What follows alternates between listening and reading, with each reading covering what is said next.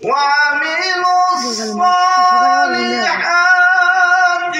كانت لهم جنات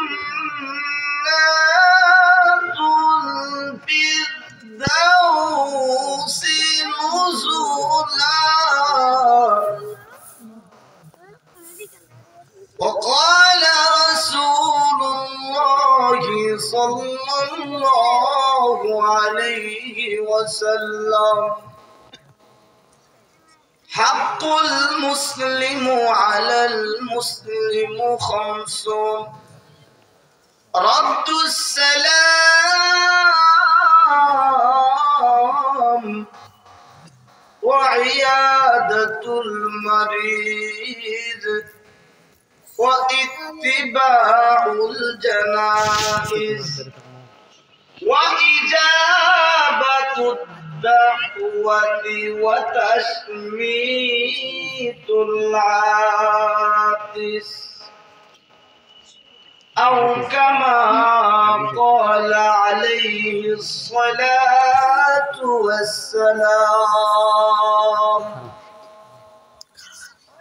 جزاك الله के चश्मम बाज कर दी जज़ाकल्लाह के चश्मम बाज कर दी हयाते दौलते इल्मे दराजी मुकुल चुस्ती नमाजे पर जगाना فويل للمصلين الذين لا إله إلا الله لا إله إلا الله لا إله إلا الله আদম নবীর শনে কই শনি কথা আল্লাহ আদম নবীর শনে কই শনি কথা আল্লাহ আরাফাতে নিয়া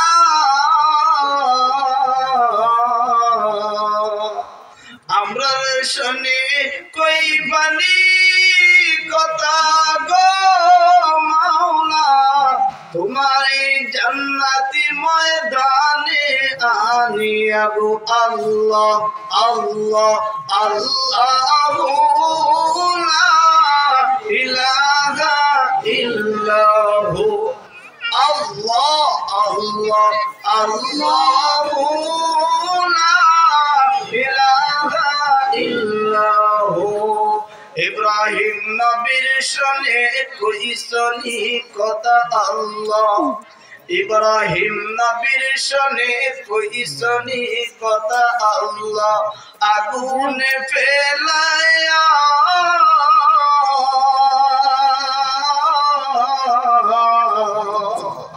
আমরার শনে কই বানি কথা গো মাওলা মৌতের পূর্ব মুহূর্তে গো আল্লাহ আল্লাহ আল্লাহু লা ইলাহা ইল্লাহু আল্লাহ আল্লাহ আল্লাহু লা ইলাহা ইল্লাহু লা ইলাহা ইল্লাল্লাহু মুহাম্মাদুর রাসূলুল্লাহ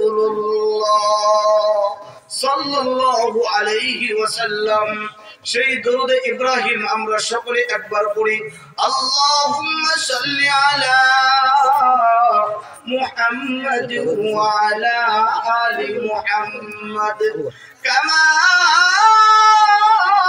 সাল্লাইতা আলা ইব্রাহিম ওয়া আলা আলি ইব্রাহিম إنك حميد مجيد اللهم بارك على محمد وعلى آل محمد كما باركت على إبراهيم وعلى آل إبراهيم إنك حميد مجيد بلغ العلا بكماله كشف الدجى بجماله حسنت جميع خصاله صلوا عليه وآله بلغ العلا بكماله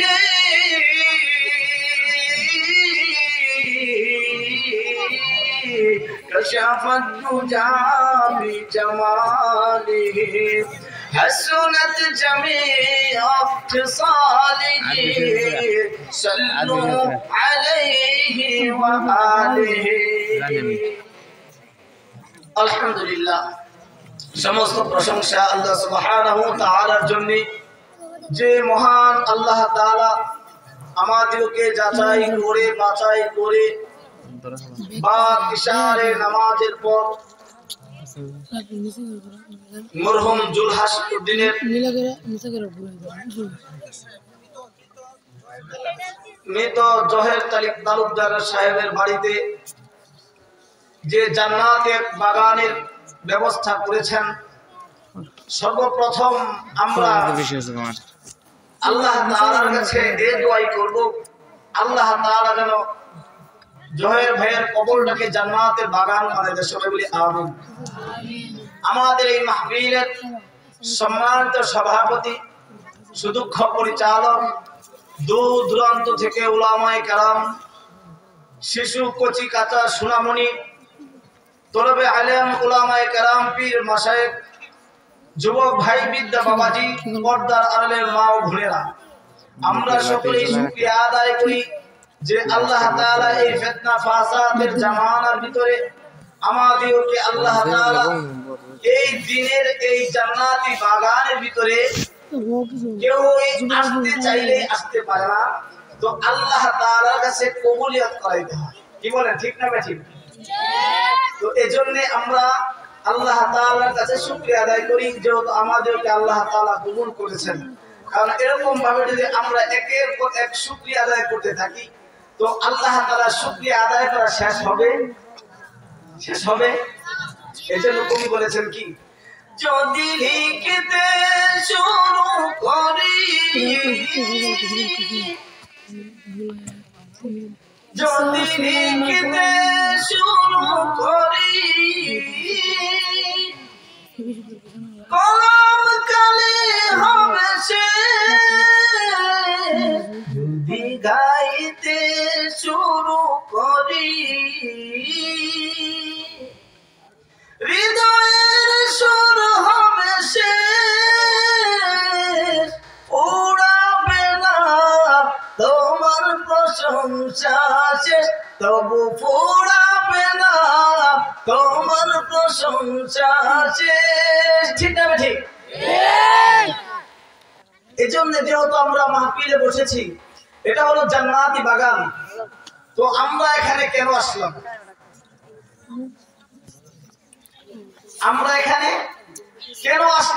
আল্লাহ তাআলা আমাদেরকে এখানে কেন নিয়ে আসলেন? কারণটা কি জানেন?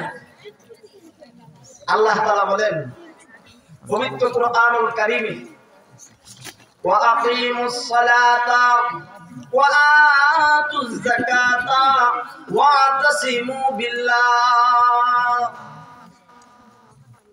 ওয়া আকিমুস সালাতা ওয়া আতুজ যাকাতা ওয়া তাসিমু বিল্লাহ। হে মুমিন, যারা আমাকে ভয় করে, যারা আমার সালাত আদায় করে, যারা আমার কুদরতি পায়ে সাজদা দেয়, যারা আমি আল্লাহকে এক বলে স্বীকার করে দাও, যারা আমার কুদরতি পায়ে সাজদা দেয়, যারা আমাকে সবচেয়ে রব বলে মানে, যারা আমাকে ভয় করে, তোমরা ভয় এমন ভাবে ভয় ভয় করবা, ভয়ের মতো এমন ভয় যেন দাঁতের মারি দা যদি কোন রশিকে তোমরা শক্ত করে ধরো, সেই শক্ত দাঁতের মারির মাধ্যমে ওই দাঁত দ্বারা ধরার মাধ্যমে যেমন ওই রশিটা খোলা যেমন কষ্টকর হয়, তার চেয়ে কোটি কোটি শক্ত করিয়া আল্লাহ তোমার এই আল্লাহ ছাড়া তোমার আর কেউ নাই। এই কথাটা তোমার ভিতরে একমাত্র ফিটিং করা। এজন্য আল্লাহ তাআলা আমাদেরকে, আমরা যেহেতু আল্লাহর বান্দা, আল্লাহ তাআলা আমরা হলাম আল্লাহর গোলাম, আল্লাহ আমাদের মুরিদ, আল্লাহ ছাড়া আমাদের আর কেউ নাই। এজন্য পবিত্র কুরআনুল কারীমের ভিতরে আল্লাহ তাআলা পবিত্র কুরআনুল কারীমের 15 নম্বর পারার কয় নম্বর পারা? 15 নম্বর পারার সূরাতুল বনি ইসরাঈল, বনি ইসরাঈলের 3 নম্বর পৃষ্ঠার ভিতরে আল্লাহ সুবহানাহু ওয়া তাআলা বলেন, ওয়া ক্বাদা রাব্বুকা আল্লাহ, ওয়া ক্বাদা রাব্বুকা আল্লাহ তা'বুদু ইল্লা ইয়্যাহু ওয়া বিল ওয়ালিদাইনি ইহসানা। সুবহানাল্লাহ বলি। ইম্মা يبلغن عندك الكبر أحدهما أو كلاهما فلا تقل لهما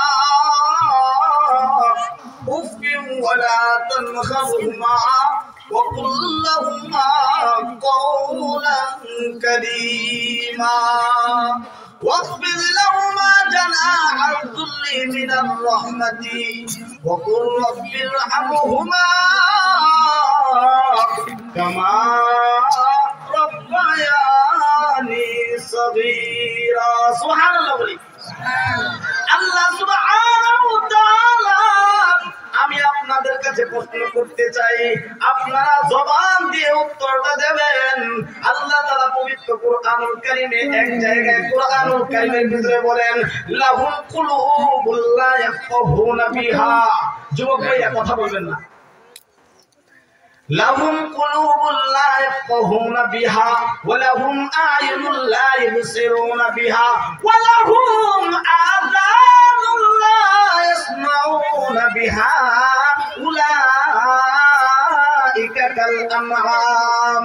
আল্লাহ সুবহানাহু ওয়া তাআলা বলেন, ও আমার বান্দাগো, আমি যে তোমাকে যে জবানটা দিয়েছি, এই জবানটা তুমি কি এরকম বেকায়দার মেম্বার, চেয়ারম্যান, এমপি, মন্ত্রী তাদের যখন নির্বাচন হয়, ও আমার বিদ্যা বাবাজি, ও যুবক ভাইরা, ও শিশু কচিকাতা সোনামণিরা গো, ও আমার পর্দার মা ও বোনেরা, মেহেরবানি করে কথাগুলো শুনেন।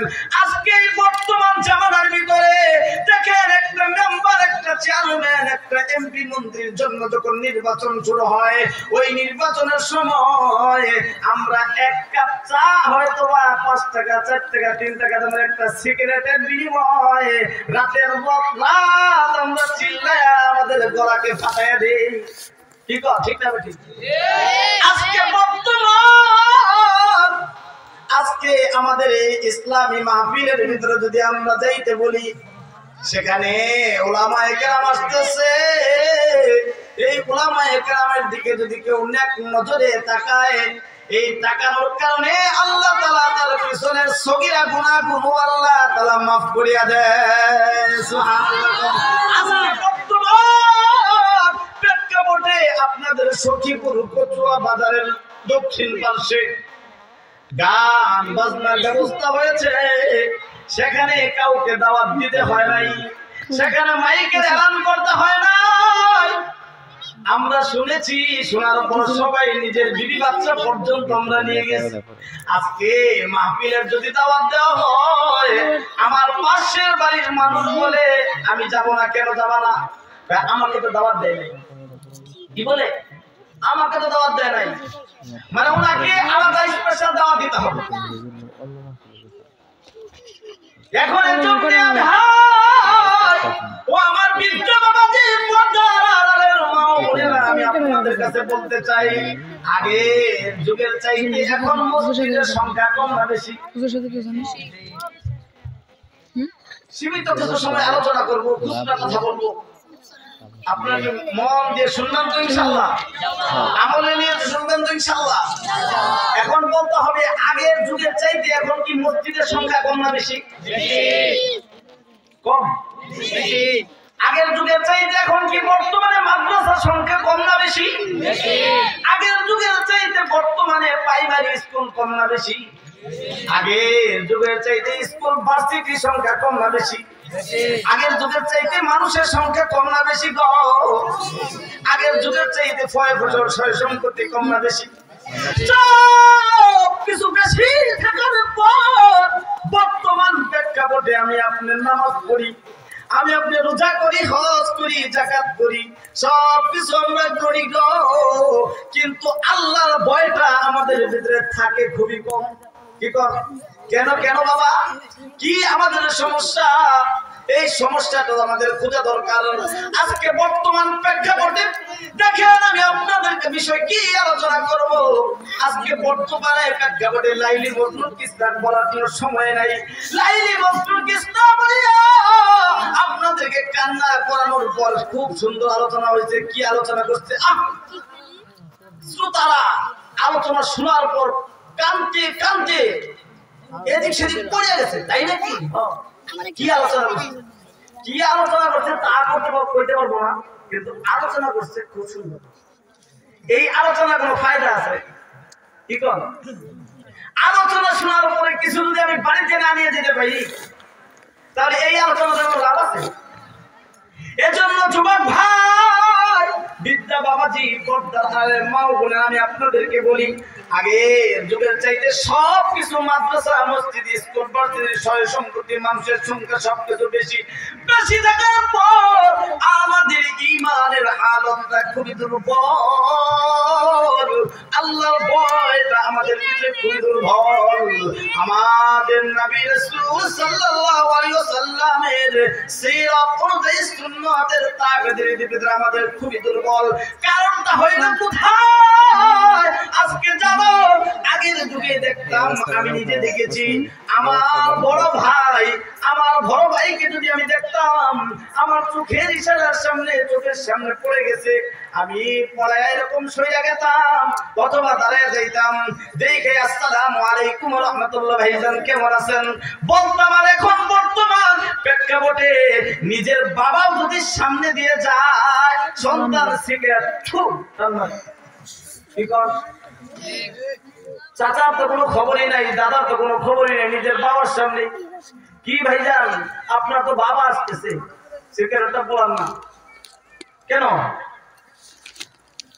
আমি আলাদা খাই, এখন আমি আলাদা সংসার করি, আমার টাকা দিয়ে আমি সিগারেট খাই, আমার আব্বা আলাদা খায়, আব্বার টাকা দিয়ে আব্বা সিগারেট খাবো, পান খাবো, বিড়ি খাবো, জমানো টাকা, আমার দিকে আব্বার মেলানোর দরকার নাই, আমারটা আমি করবো, আব্বারটা আমরা আব্বা করবো, কয়না কয় না, এটা তো বলে কিনা? এখন দেখেন আগের যুগে যেরকম আমাদের যারাদের 50-60 বছর 70 বছর বয়স আমার বাবাজিরা আছেন, আমার পর্দার আড়ালের মা ও বোনেরা আছেন, আপনারা বলেন আগের যুগে স্বামীকে বিবি কত পরিমাণ মহব্বত করত? এখন কি মহব্বত আসেনি? আগের যুগে পুত্রবধূরা শাশুড়িকে কেমন সম্মান করত, শ্বশুরকে কেমন সুন্দর করে নিজের জন্মদাতা বাবার মতো কইরা সুন্দর করে ডাক দিত, আব্বা যান, আব্বা যান, বাজারে যাচ্ছেন, এটা নিয়ে আইসেন, ডাক দিত কিনা? এখন বর্তমানে আছে? কেন ভাই? আজকে এই শান্তি, আজকে দেখেন আগে যুগের চাইতে স্কুল, ভার্সিটি বলেন, মাদ্রাসা বলেন, সয় সম্পত্তি, সংসার সবকিছু বেশি হওয়ার পর আজকে দেখেন ঘরের ভিতরেও শান্তি নাই, সমাজেও শান্তি নাই, রাষ্ট্রের ভিতরেও শান্তি নাই। এই শান্তি কোথায় গেল? এই শান্তি তো দেখা যায় সাহাবায়ে কেরামের ঘরের ভিতরে কোনো খানার ব্যবস্থা ছিল না, সাহাবায়ে কেরামের শরীরের ভিতরে কাপড় পরিধান করার মতো কাপড় পর্যন্ত ছিল না, তাদের ভিতরে শান্তি ছিল, শান্তি। আজকে আমাদের কাছ থেকে সেই শান্তি কোথায় চলে গেল? এজন্য আল্লাহ সুবহানাহু ওয়া তাআলা পবিত্র কুরআনুল কারীমের ভিতরে বলে দিয়েছেন, ওয়াকাদা রাব্বুকা আল্লাহ তা'বুদু ইল্লা ইয়াহু ওয়া বিল ওয়ালিদাইনি ইহসানা। সুবহানাল্লাহ বলেন। আল্লাহ সুবহানাহু ওয়া তাআলা বলেছেন, ও আমার বান্দা গো, ও আমার বান্দিরা, তোমরা যা কিছু চাওয়া আর পাওয়া একমাত্র ওয়াকদা রাব্বুকা আল্লাহ তা'বুদু, একমাত্র আমারই দাসত্ব করবা, আমারই সেজদা দেবা। আর তোমার কিছু যা কিছু চাওয়ার আছে আর পাওয়ার আছে গো, আমি তো তোমার মনিব, তুমি তো আমার গোলাম, তোমার যা কিছু চাওয়ার সব কিছু চাওয়া আমার কাছে। তোমার সন্তান নাই, তুমি সন্তানটা আমি আল্লাহ, আমার কাছে তোমরা চাও। আজকে যদি রাত্রি 3টার সময় দেখা যায় পেটে নাড়ের ভিতরে পেঁচ লাগছে, এখন কোন হাসপাতালে নিয়ে যেতে হবে, হাসপাতালে নিয়ে যেতে হবে। বলা হয়েছে যে রাত 3টা থেকে 4টা পর্যন্ত আমাদের টাঙ্গাইল সখীপুরে একজন ডাক্তার আসতেছে, উনি রাত 3টা থেকে 4টা পর্যন্ত থাকেন, অথবা 2টা থেকে 3টা পর্যন্ত 1 ঘন্টা থাকেন। যে রোগীটি যায় ওই রোগীটি সিরিয়ালে দেখে। এখন বলেন তো, ওই রাত 3টার সময় 2টার সময় কি আপনাকে ডাকতে হবে? ডাক দিয়ে তুলতে হবে? আপনার অটোমেটিক ঘুম ভাঙবে কিনা? কি বলেন, ভাঙবে না ভাঙবে না? কথা বলেন, অটোমেটিক আপনার ঘুম ভেঙে যাবে। কিন্তু আল্লাহর দ্বীনের ভয় আমার আপনার ভিতরে আছে, আমার আপনার ভিতরে নাই। এজন্য আল্লাহ তাআলা বলেন, তোমার যা কিছু চাওয়া আর পাওয়া সব কিছু যতক্ষণ পর্যন্ত আমি আল্লাহর প্রতি না হবে ততক্ষণ পর্যন্ত তুমি পরিপূর্ণ মুমিন হতে পারবা না, মুসলমান হতে পারবা না। যখন তুমি মুমিন হবা তখন তোমার কাজ হলো একমাত্র কেবলমাত্র শুধুমাত্র আমি আল্লাহ, যা কিছু চাওয়া আর পাওয়া সব কিছু আমার কাছে চাইতে হবে, আমার কাছ থেকে নিতে হবে, আর দুনিয়া কারো কাছে চাওয়া যাবে? কি বলেন? আগের যুগে একটা নিয়ম ছিল, দেখতাম যে 3 জন ভাই 4 জন ভাই তারা একই সংসারে 10 জন 12 জন এক পাতিলে খানা খাইত। কি কম ছিল কিনা? এখন আছে? এখন আছে? এখন এগুলো কোনো কিচ্ছু নাই। কেন নাই? আমাদের কোথায় গেল? দেখেন, মাসের পর মাস আমাদের চইলা যায় যে আমার আজকে আমি চাকরি করতেছি, আমাকে দিয়ে বলি, দেখা যায় কমপক্ষে যখন মাসের শেষে বাড়িতে যাই 2-1 কেজি 1 কেজি গরুর গোশত নিয়ে যাই, হয়তোবা একটা পোলট্রি নিয়ে যাই, কি কর, হয়তোবা একটা বড় মাছ নিয়ে যাই, যাই না আমরা সবাই যারা চাকরি করি, তাহলে নিয়ে যাই। আমার আপনার উচিত কি যে আমার সন্তানকে দেওয়ার আগে আমার মা বাবাকে ডাকা। কি বলেন? আছে? বর্তমানে কি আছে? মা কোন অবস্থায় আছে, বাবা কোন অবস্থায় আছে, খোঁজ খবর নাই। কেন?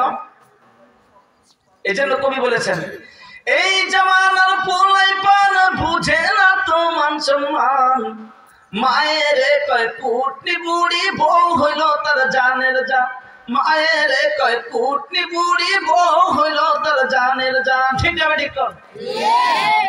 এই জামানার পোলাই পান বুঝে না তো মান সম্মান, মায়ের কয় কুটনি বুড়ি বউ হইল তার জানের জান, মায়ের কয় কুটনি বুড়ি বউ হইল তার জানের জান।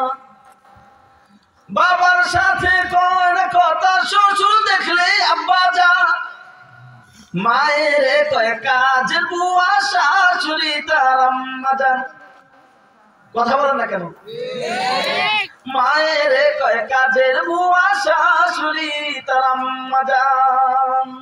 আল্লাহ সুবহানাহু তাআলা পবিত্র কুরআনুল কারীমের ভিতরে বলেন, আমার কাছে যা কিছু চাওয়া আর পাওয়া আমার কাছে চাইবা, একমাত্র আমি আল্লাহ আমার কুদরতি পায়ে সাজদা দেবা, আমাকে সাজদা ব্যতীত ও আমার বান্দা ও আমার বান্দি আমাকে সাজদা ব্যতীত দুনিয়ার কোনো মানুষের কাছে সাজদা দিবা না, দুনিয়ার কোনো মানুষের সামনে মাথা নত করবা না।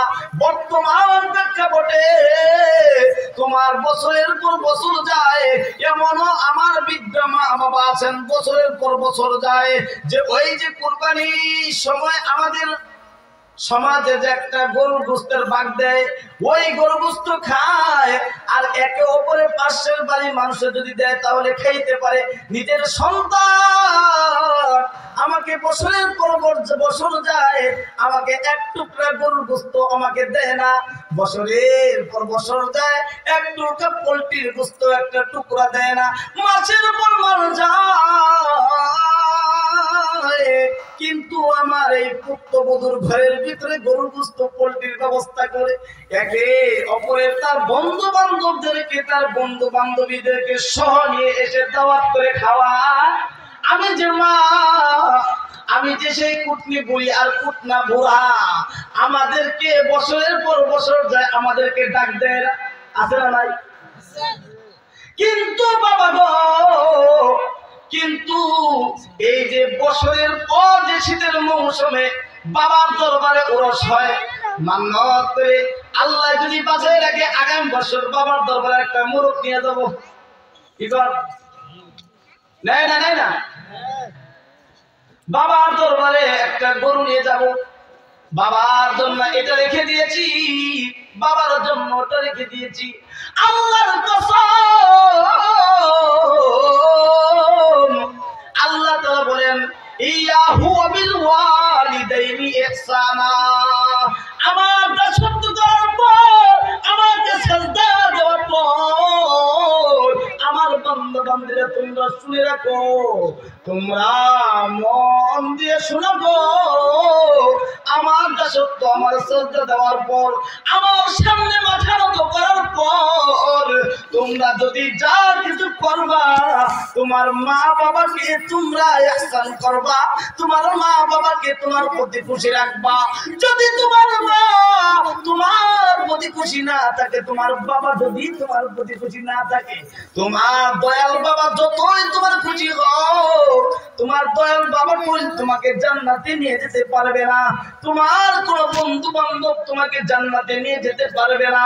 তোমার একমাত্র জান্নাতে নেওয়ার জন্য আল্লাহ তাআলা একটা রাস্তা বদলে দিয়েছেন, আমার সাজদার উপর তোমরা ইহসান করবা, ভালোবাসবা, তাদেরকে খুশি রাখবা, মুখের ভিতরে ঠোঁটের ভিতরে একটা হাসি ফুটিয়ে দেবা, সেটা হলো তোমার মা এবং বাবা। সুবহানাল্লাহ। এই জামানায় আছে? এই জামানার ভিতরে নয়। আজকে বর্তমান প্রেক্ষাপটে আমাদের ভিতরে অভাব, যার কারণে আমরা বেশি বেশি নামাজ পড়ি, আমরা রোজাও করি, আমরা হজ করি, আমরা যাকাত দিই, তারপরেও আমাদের ঈমান দুর্বল। কারণটা হইল তোমরা যতক্ষণ পর্যন্ত আল্লাহর দাসত্বর পর তোমার মা বাবা তোমার প্রতি ইহসান না হবে, যতক্ষণ পর্যন্ত তোমার মা বাবা তোমার প্রতি খুশি না হবে, ততক্ষণ পর্যন্ত নামাজ পড়লেও তোমার নামাজ আল্লাহর কাছে কবুল হবে না। হজ করবা, যাকাত দেবা, যা কিছু করো না কেন, তোমার কোনো কিছুই আল্লাহর কাছে কবুল হবে না। ঠিক না ঠিক? এজন্য বর্তমান প্রেক্ষাপটের ভিতরে ও আমার যুবক ভাই, বিদ্যা বাবাজি, আজকে আমাদের ভিতরে সেই আল্লাহ তাআলার মুহাব্বত আর ভালোবাসা নাই। কারণ আমি আপনি মুসলমান দাবি করি, আজকে আমি আপনি মুসলমান দাবি করি, কিন্তু আসলে পরিপূর্ণ মুসলমান হতে পেরেছে কিনা আমার আপনার জানা দরকার। কারণটা হইল, বলা হয়েছে তুমি নামে মুসলমান নাকি কামে মুসলমান, তুমি নামে মুসলমান নাকি কামে মুসলমান, প্রশ্ন করো বিবেকটারে কোথায় তোমার ঈমান, তুমি নামে মুসলমান নাকি কামে মুসলমান। আল্লাহ সুবহানাহু তাআলা তোমাকে আমাকে যে সৃষ্টি করেছেন, আমি আপনি যা কিছু করি কোনো কিছুই বেহুদাভাবে আমরা চলাই দেই না। যেমন একটা কেন্দার গাছ আছে, বাইটা গাছ আছে, ফুলপুরি গাছটা আছে, আগাছা যে গাছ, এই গাছগুলো আমরা কেটে ফেলে দেই যেন আমার আসল ফসলটা নষ্ট না করে। আগাছা গাছে এই ফেলার পর আমরা এই গাছটা আবার অযথা ফেলাই দেই না, এই গাছটা আবার শুকাই, শুকানোর পরে আমাদের খাদ্যের আরোহণের জন্য আমরা লাকড়ি হিসাবে ব্যবহার করি। লাকড়ি হিসাবে ব্যবহার করার পর আমার জমিতে হওয়ার কারণে এই লাকড়ি ইট আমরা অযথা ফেলে দেই না, ব্যবহার করার পরে কয়লা হয়। এই কয়লা হওয়ার পর এটা আবার আমরা আমাদের ক্ষেতের ভিতরে 6 বছরে লাগাই। কি কর? তেমনি ভাবে যুবক ভাই, তুমি একটু বিভাগ করে তুমি দেখো, আমার পর্দা তাহলে মা বোনের আপনি একটু বিভাগ করে দেখেন। আমি আপনি যেমন ভাবে বেহুদা বানাই না, তেমনি ভাবে আপনাকে আমাকে আল্লাহ তাআলা সৃষ্টি করেছেন, বেহুদা বানাবেন। কি বলেন? ওয়ামা খালাকাতুল জিন্না ওয়াল ইনসা ইল্লা লিয়াবুদুন।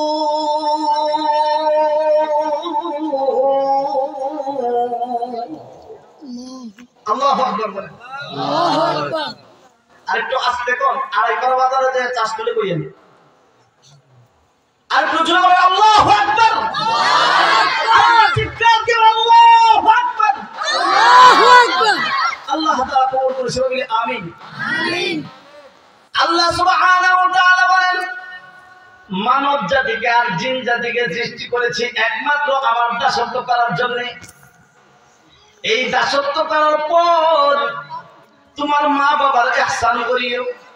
আজকে বর্তমান প্রেক্ষাপটের ভিতরে আমাদের ইহসান নাই। আমাদের ইহসান নাই কেন? আজকে আমাদের সেই শান্তিটা কোথায় গেল? সেই শান্তি যদি খুঁজতে চাও, তুমি এরকম ভাবে সালাহ আদায় করো। সালাহ আদায় করিয়া তুমি একটু লক্ষ্য করো, ও যুবক, তুমি একদিন তোমার মার পেটের ভিতরে তুমি ছিলা। মার পেটের ভিতরে যখন তুমি মার পেটের ভিতরে যখন 1 ফোঁটা নাপাক পানি বীর্যটা গেছে, যাওয়ার পর 2-4-5 দিন 10 দিন যাওয়ার পর মার বোঝা যায় যে মনে হয় সন্তান দুষ্ট। কিভাবে বুঝে? মা শরীরটা দুর্বল হয়ে যায়, মার বমি বমি ভাব হয়, মার কেমন জানি ঘুম ঘুম একটা ভাব হয়, মা শরীরের ভিতরে কোনো আরাম আয়াস পায় না। এদের মাধ্যমে বুঝতে পারে মনে হয় সন্তান ধরেছে। একে একে ধীরে ধীরে যখন 4 মাস 5 মাস হয়ে যায়, 4 মাস 5 মাস হওয়ার পর একে একে যখন হাতে রক্ত হয়, মাংস হয়, গোশতের টুকরা হয়, হাড্ডি হয়, হাত হয়, পা হয়, এমন ভাবে দেখা যায় যখন অঙ্গ প্রত্যঙ্গ তোমার হয়ে যায়। এখন বর্তমান ডিজিটাল যুগ, ডিজিটাল যুগের ভিতরে আজকে আমাদের একটা দেখেন করুণ কাহিনী। আমার মা বাবা, ও বাবারা, বিদ্যা বাবা যেটা 40 50 70 বছরের ভাইরা, আপনারা একটু বলেন, ও আমার বাবারা, ও আমার পর্দার আড়ালের মা বোনেরা, আপনারা বলেন যে দেখা যায় 2 মণ 4 মণ 10 মণ পর্যন্ত ধান আগের যুগে এরকম ভাবে মেশিনে ভাঙাইতো না, ডেকিতে পাড়ায় চাউল দিয়ে ভাত খাইতো। তখন কি আমার মার গর্ভবতী ছিল কিনা? মা, ও আমার মা গর্ভবতী মা এই পেটের ভিতরে আমাকে রেখে নিয়ে এরকম 1 পা দিয়ে দেখিতে পাড়ায় পাড়ায় পাড়ায় পাড়ায় এরকম ভাবে ধান ভাঙতো, ধান ভাঙিত। আবার দেখা যায় একটু ব্যথা শুরু হয়ে গেছে, ব্যথা ব্যথিত হয়ে গেছে। আরামের বিছানায় একটু শয়ন করেছে গো, আরামের বিছানা শয়ন করেছে। ওই মুহূর্তে দেখা যায় আমি এরকম হাত ধরে কুল্লা নামে ছিলাম। অল্প জায়গা তো, অল্প জায়গার ভিতরে একজনের বেডিং, ওই জায়গায় যদি 2 জন থাকি তাহলে কি কষ্টকর হবে কিনা কম? আমার ঘুম পাতন, আমার ঘুম পাতন দেখা যায় সারাদিন 24 ঘন্টায় 2 ঘন্টা ঘুমাইলেই মাশাআল্লাহ মোটামুটি আলহামদুলিল্লাহ। আপনাদের দোয়ায় গতকালের আগের দিনও মাহফিল ছিল, তার আগের দিনও মাহফিল ছিল, কালকে এক মাহফিলে গিয়েছিলাম, আজকে আপনাদের এখানে, আগামীকালকে করটিয়া করতে পারেন আলহামদুলিল্লাহ। কিসের জন্য বলতেছি? যে একজনের বেডিং এ যদি 2 জন আমরা থাকি, এমনি আমার ঘুম কম পাতল, তাহলে ওইখানে কি ঘুমানো সম্ভব? প্রচন্ড হবে কিনা? কি কম? এই মার পেটের ভিতরে আমি দেখা যায় ডান হাত ধরে টুল্লার মাথা, আমার মা বেতায় পীড়িত হয়ে বিছানায় শয়ন করত, আবার বাম হাত ধরে আমার মা আবার এরকম বাম কাঁধে ধরে শুইত। দেখা যায় এমন কষ্ট হচ্ছে, এই কষ্টের কথা নিজের শাশুড়ি আম্মা জানকেও বলে নাই কি কর একটু যখন ব্যথা কমছে তখন শাশুড়ি মা বলছে বৌমা ঘরে নি জি আম্মা ঘরে যখনই বলছে ঘরে নি জি আম্মা ঘরে এর মাধ্যমে আমার সেই পুত্রবধূ বুঝতে পেরেছে যে আমাকে আমার শাশুড়ি আম্মা ডাক দিয়েছেন কি কর আর এখন বর্তমানে 3 বার ডাক দিলেও পুত্রবধূ কি কর আমি শুনি নাই কি কর কয় না মানে কি ডাক দিছে মানে ওরা কাজ দিব আমারে ডাক দিলে শুই নাও শুনেন সেই মা ব্যথায় বেদিত অবস্থায় আবার শাশুড়ি আম্মার ডাকে সাড়া দিয়েছে আবার ডাকে সাড়া দেওয়ার পর এরকম ডেকিতে ধান পালাচ্ছে এমন অবস্থা হয়েছে তখন কি এই আলট্রাসাউন্ড ব্যবস্থা ছিল কিনা কোন ছেলে হবে না মেয়ে হবে কি হালতে আছে কোন অবস্থায় আছে কবে হবে সন্তান এই হালত কি ব্যবস্থা ছিল কি কর তখন কে তো অপারেশন করতে হয়েছে সিজার হয়েছে এখন কেন ডিজিটাল যুগে কেন আজকে বর্তমান যুগে আমাদের মা বোনেরা আমরা আরাম আয়েশ খুঁজি কেন খুঁজি এটা আমরা যুবক ভাইরা আমাদের দোষ কারণ আমার জীবন আমার যৌবনটা আমি অযথা এলোমেলোতে নষ্ট করে ফেলেছি যার কারণে বিবির কাছে আমি দুর্বল যার কারণে বিবি যেটা বলে সেটাই মানি যা বলে তাই মানি কি কর কষ্ট পাচ্ছেন কতটা যার কারণে কারণ তোমার উচিত হইল তুমি যা কিছু করবা সব তোমার মার সাথে পরামর্শ করে তোমার পুত্রকে নিয়ে তোমার উচিত হলো তুমি তোমার বিবিকে বলবা যে আমার মার হুকুমের বাহিরে কোনো কাজ করতে পারবা না আমার নিজের কথা বলি আমার আহলিয়া আলেমা সুবহানাল্লাহ আমার আহলিয়া মাওলানা আমাদের গারমাদার নিজস্ব মহিলা মাদ্রাসা আছে আমি যখন আপনাদের বৌমাকে দেখতে যাই ওদিনই বলেছিলাম যে তোমার সাথে দাম্পত্য জীবন যদি আল্লাহ তাআলা ঘটায় দেয় এক নাম্বার মা বাবার খেদমত করতে হবে জি আলহামদুলিল্লাহ আলহামদুলিল্লাহ মজবুত ভাবে বলো আলহামদুলিল্লাহ বলছে আলহামদুলিল্লাহ আমার কোন খেদমতের কথা যদি আমি তোমাকে বলি ওই মুহূর্তে যদি আমার আম্মা জান অথবা আমার আব্বা জান বলে আমারটা বাদ রেখে আমার মা বাবার খেদমত করব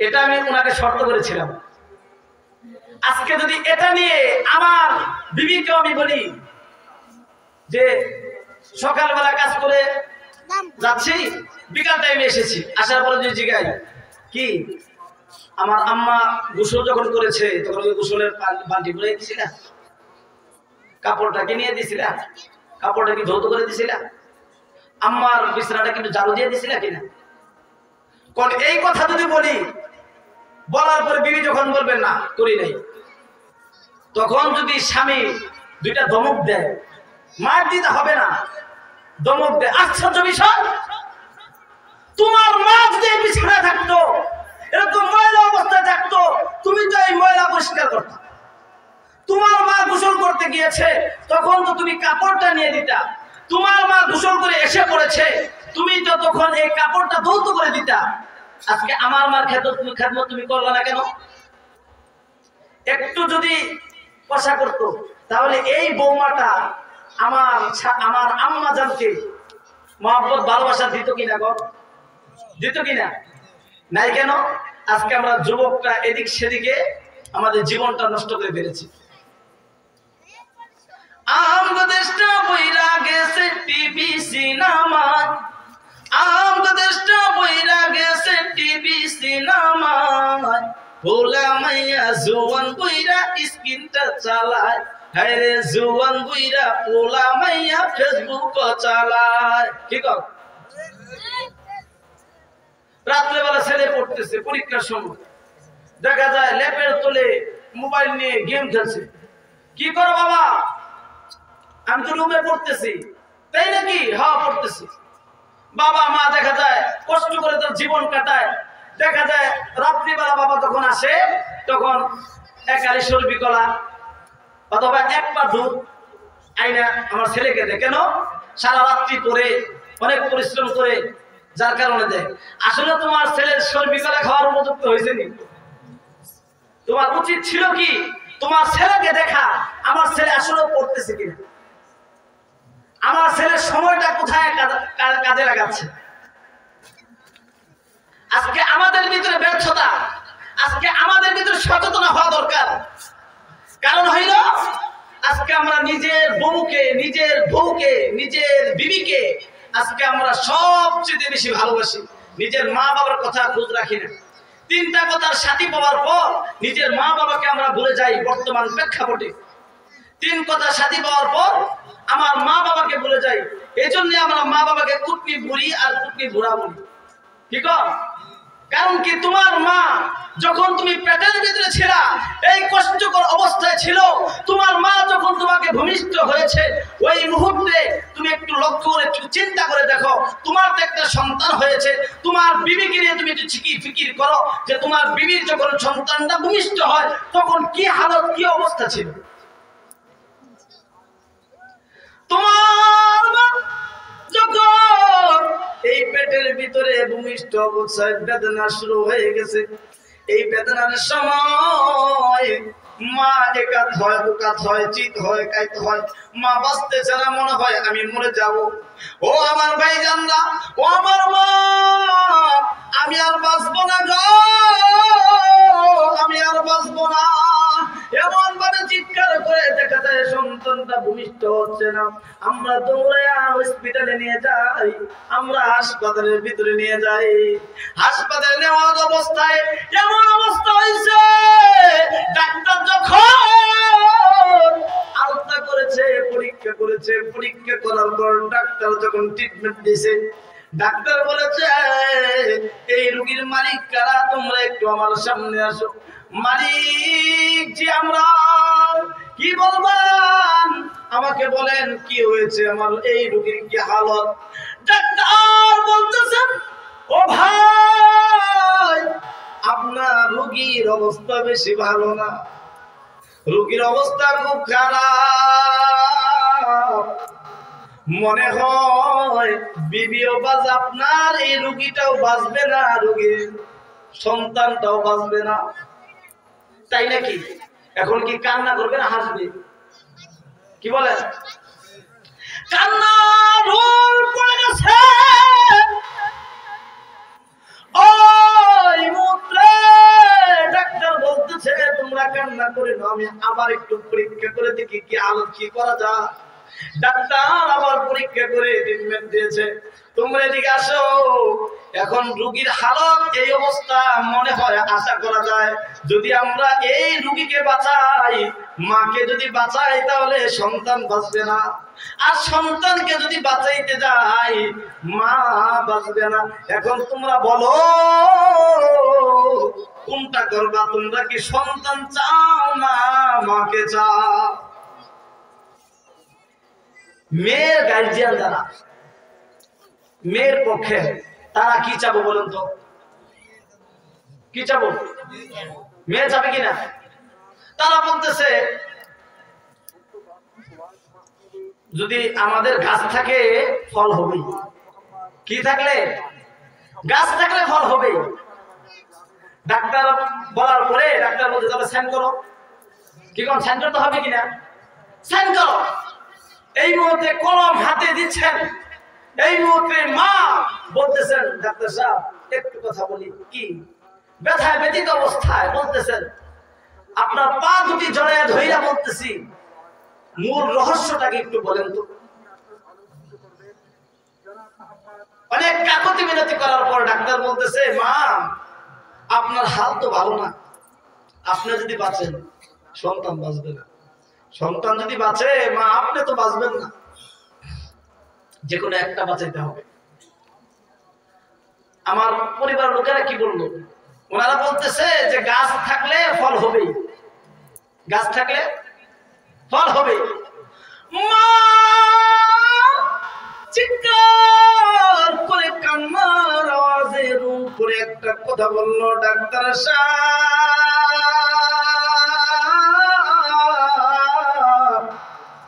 আমি দুনিয়ার সাত বুক বিলাস করেছি, আমার মনে চায় না আমি আর দুনিয়াতে থাকি।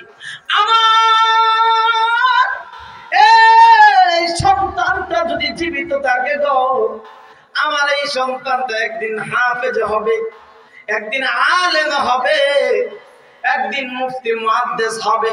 আমি যখন মারা যাব, উনার বাবা যখন, আমার পরিবারের লোক যখন মারা যাবে, সে এরকম পবিত্র কুরআনুল কারীম খুলিয়া খুলিয়া পড়বে।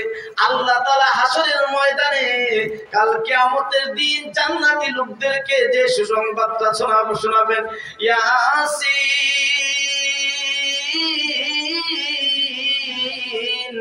ওয়াল কুরআনিল হাকীম ইন্নাকা লামিনাল মুরসালিন। সুবহানাল্লাহ।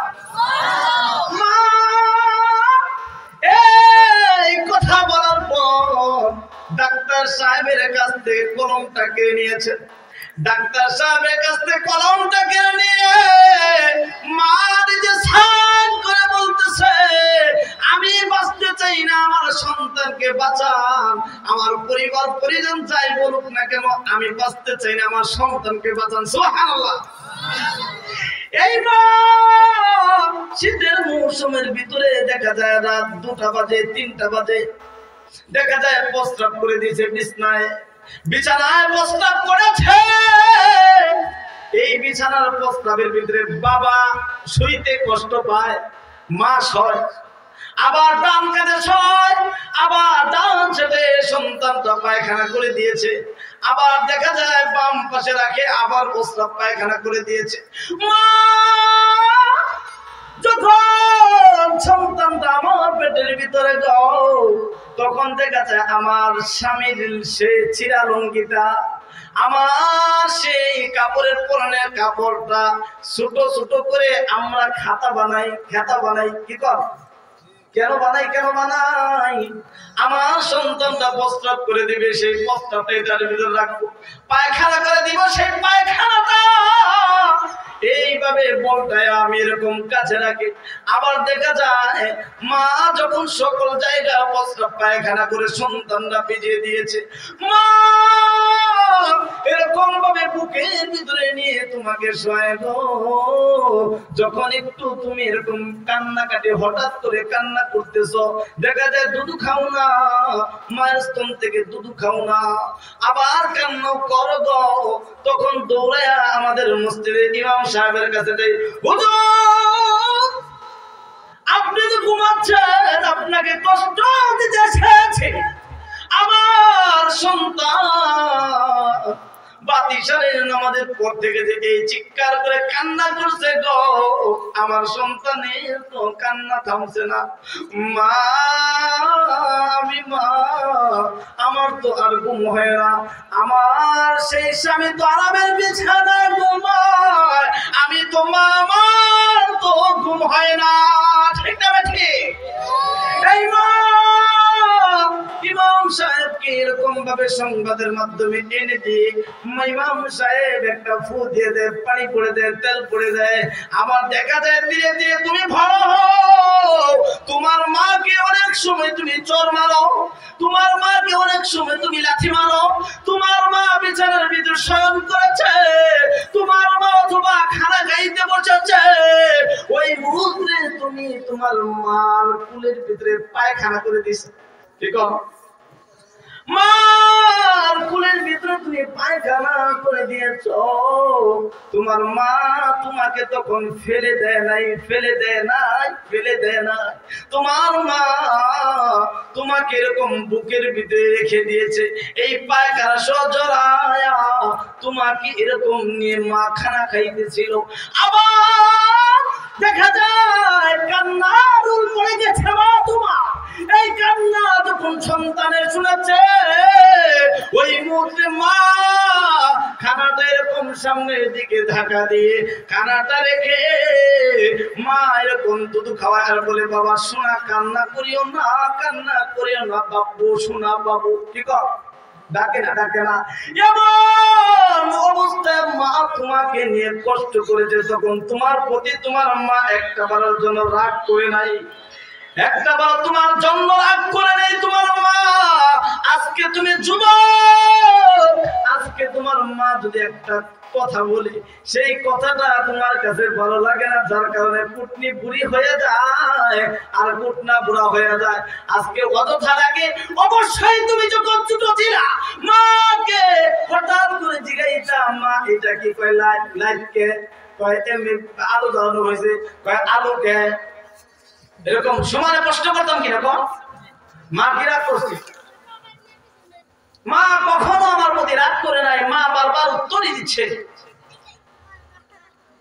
আমি যখন স্কুলে পড়ি ক্লাস 6-এ, ষষ্ঠম শ্রেণীতে, তখন এখন শীতের মৌসুমে ধান কাটে, কি ধান বলে, হ্যাঁ আমন।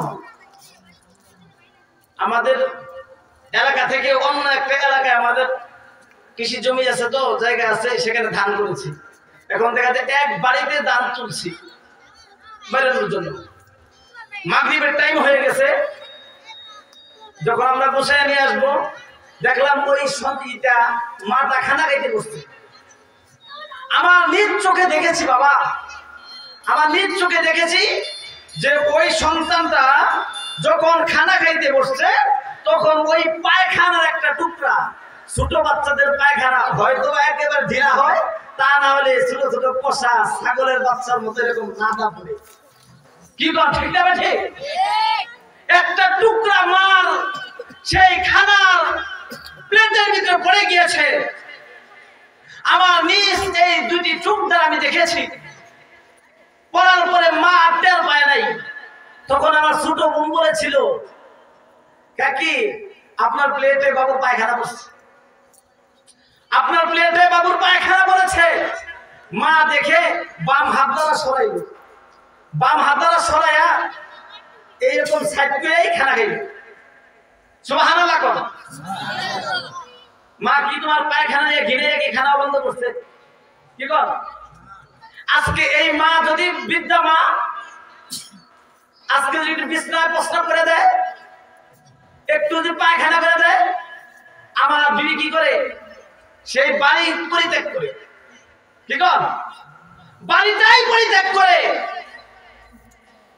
তুমি কি যুবক একটু চিন্তা করো নাই যে আমি যে এত অবস্থায়, এত কঠিন অবস্থা আমার মা আমাকে নিয়ে সহ্য ধৈর্য ধারণ করেছে, আমি এখন কি করি? এজন্য তোমার উচিত হলো যে তোমার মা বাবার ইহসান করা। যতক্ষণ পর্যন্ত তোমার মা বাবার ইহসান না করবা ততক্ষণ পর্যন্ত নামাজ যতই করো, রোজা যতই করো, আর যতই দয়াল বাবা ধরো, তোমার জান্নাত তোমার জন্য ভাগ্যে জুটবে, ঠিক না ঠিক? কারণটা কি? হেদায়েত দেওয়ার মালিক আল্লাহ। লা তাকনাতু মির রাহমাতিল্লাহ। ও যুবক ভাই, ও বিদ্যা বাবাজি, ও আমার পর্দার মা বোন, আমরা হয়তো বা বুঝি না, আজকে বুঝেছি। আজকে আমার মনে হয়, আমার মনে বিশ্বাস হয়েছে, মনে হয় আল্লাহ তাআলা আজকে আমাদের এই মাহফিলকে কবুল করবেন, মাহফিলের দোয়াটা কবুল করবেন গো। এজন্য আমি আপনাদেরকে বলি, দিলের কানে শুনেন, এই মা হেদায়েত দেওয়ার মালিক আল্লাহ। আল্লাহ সুবহানাহু ওয়া তাআলা আল্লাহর নবীর সাহাবী এক সাহাবী রাসূল সাল্লাল্লাহু আলাইহি ওয়াসাল্লামের যুগের ভিতরে কাফন চুরি করত। আজকে দেখা যায় আমাদের বর্তমানে সুদ ছাড়া কোনো উপায় নাই। দেখা যায় 90% 100-এর মধ্যে 95% মানুষের সুদের সাথে জড়িত, কি কথা আছে নাই? দেখা যায় কাজ করি, নামাজের কথা স্মরণ নাই। কি গো ভাই নামাজ পড়লেন না? নামাজের টাইম, নামাজ যদি পড়ি আমি সংসার চালাবো কি পাই? আমি এক কাজ করি, আমার সংসারের 5 জন মানুষ পারি না। রাসূল সাল্লাল্লাহু আলাইহি ওয়াসাল্লামের যুগে একজন তার পরিবার পরিজনের এরকম ভাবে খানার জোগাড় ব্যবস্থা করে, খানার অন্বেষণ করেন। তার পরিবার যুগায় খানার ব্যবস্থার জন্য কি খানা খাওয়াইব, কার কি কাজ, সে কি করে তার সংসারটা চালাইব, এ চিন্তা করেছে যে আমি একটা ব্যবসা, সুন্দর একটা পুঁজি ছাড়া ব্যবসা পেয়েছি, যেমন ভিক্ষা, পুঁজি ছাড়া ব্যবসা। তেমন ভাবে ওই ব্যক্তি এরকম ভাবে কাফন চুরি করত, কাফন চুরি করত। কি করত? যেরকম কি করতো, কাফন চুরি করে এসে এরকম বাজারের ভিতরে বিক্রি করতো। দেখা যায় লোক মারা গেছে আমাদের আড়াইপাড়া দক্ষিণ পাড়া অমুক নিজামুদ্দিন ইন্তিকাল করেছেন শোনার পর ওই যুবকটা দৌড়ে যাইতো, দৌড়ে যা তিনি এরকম ভাবে বাঁশ কাটতো, কুদারের ব্যবস্থা করতো, এরকম কবর খনন করার ব্যবস্থা করতো, নিজে গোসল করার জন্য প্রস্তুত থাকতো, নিজে এরকম কাপড় পরানোর জন্য প্রস্তুত থাকতো। এমন ভাবে এই লোকটা এমন ভাবে কাপড় পরায়া জানাজা পরায়া যখন এরকম কবরের ভিতরে রেখে আসতো, রাত্রি গভীর হয়তো এই লোকটা এরকম ভাবে কবরটা সুন্দর ভাবে উতলায়া কবরটা খুলিয়া ওই কাফনটা সুন্দর করে খুলে নিয়ে এসে ময়লাটা জাল দিয়ে পরিষ্কার করে সে বাজারের ভিতরে এই কাফনটা বিক্রি করে তার সংসার চালাই। হঠাৎ করে এরকম চালাইতে একদিন এমন ভাবে কাফন চুরি করতেছে মদিনা মুনওয়ারা, এক কবর শোনা গিয়েছে অমুক জায়গার অমুক মহিলা তো ইন্তেকাল করেছে, কবর দেওয়া হয়েছে। রাত্রি গভীর রাত্রিতে ওই লোকটা গিয়েছে কবর খনন করেছে। দুনিয়ার ভিতরে আজকে তোমরা ও আড়াইপাড়ার মুসলমান যুবক ভাই বিদ্যা বাবাজি পর্দা আড়ালের মা বোন তোমরা মেহেরবানি করে শোনো, যদি আজকে শুনতে পারি কচুয়া দক্ষিণ পাড়া কাঠের এরকম বাজারের পূর্ব পাশে আজকে মমতা আসতেছে, তাইলে কি আমরা থাকি কিনা কম? সবাই পুরুষ মহিলা যা আছে যাই কিনা তার চেহারাটা দেখে আসে। ওই কাফন এমন ভাবে কাফন চুরি করে, সে কাফন চুরি করতে করতে ওই মহিলার কবরটা সংবাদ শুনেছে। শোনার পরে কাফন চুরিটা ওই কবরটা খনন করেছে, কবরটা খুঁজেছে, সরানোর পরে দেখেছে একটা মহিলা সে সুন্দরভাবে সেই কাফনের কাপড় পরানোর বাসটা করেছে। খোলার পরে দেখেছে এত সুন্দর রমণীওয়ালা এক মহিলা দেখা যায়, এমন মহিলার চেহারা তো আমি আর কোনদিন দেখি নাই। এইটা দেখার পর শয়তানের ওয়াসওয়াসায় তার সে কুমন্তরায়, এই কুমন্তরায় ওই পুরুষটা ওই যুবকটা আর তার যৌনাঙ্গ মিটাইয়া রাখতে পারে নাই। সে এরকম ভাবে ফিকির করেছে আমার জীবনের স্বাদ মিটায় নেই, এমন মেয়ে তো এমন আমি আর কোনদিন দেখি নাই। নাউজুবিল্লাহ কবেন না? খারাপ লাগতেছে, খারাপ লাগতেছে। যখন এই তার যৌনাঙ্গ মিটাইছে, মিটানোর পর যখন এই যুবকটা উঠতেছে কাপড়ের কাপড়টা নিয়ে, ওই মুহূর্তে ওই মহিলাটা বলতেছে ভাই তুমি কোথায় যাচ্ছ? যায় না, যায় না, আজকে তো আমার রূহটা আল্লাহ তাআলা নিয়ে গিয়েছে, আমি উত্তর দিতে পারি না, কিছুই করতে পারি না। আমি এমন একটা বংশের মানুষ, আমার বংশের ভিতরে কেউ বেনামাজি নাই, আমার বংশের ভিতরে কোন সুদ ঘুষ কোন এরকম হাতুড়ির কোন মানুষ নাই।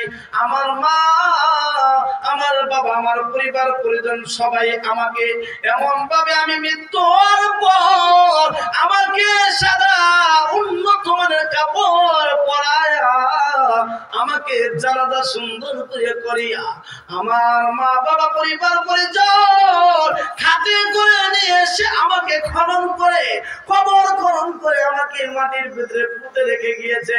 সেখানে বলেছে বিসমিল্লাহি ওয়া আলা মিল্লাতি রাসূলিল্লাহ, সুবহানাল্লাহ। সেখানে আমাকে পবিত্র অবস্থায় আমাকে গোসল করাইছে, পবিত্র অবস্থায় আমাকে জানাজা পড়াইছে, আমাকে আবার পবিত্র একটা খাটের ভিতরে নিয়ে আমাকে একা সেই অন্ধকার বর্ষা বিচ্ছুদের ঘরের ভিতরে আমার একা একা রেখে গিয়েছে। আমি যেন এই পবিত্র অবস্থায় কাল কিয়ামতের দিন উঠে আমি জান্নাতি হতে পারি। সুবহানাল্লাহ। এই শব্দটা ওই মেয়েটা বলতেছে ভাই তুমি যাও না, আজকে তুমি আমাকে অপবিত্র করে দিলা গো, আমি আর এই পবিত্র থাকতে পারলাম না। হায় হায় তুমি কি করে দিলা? এই কথাটা বলতেছে।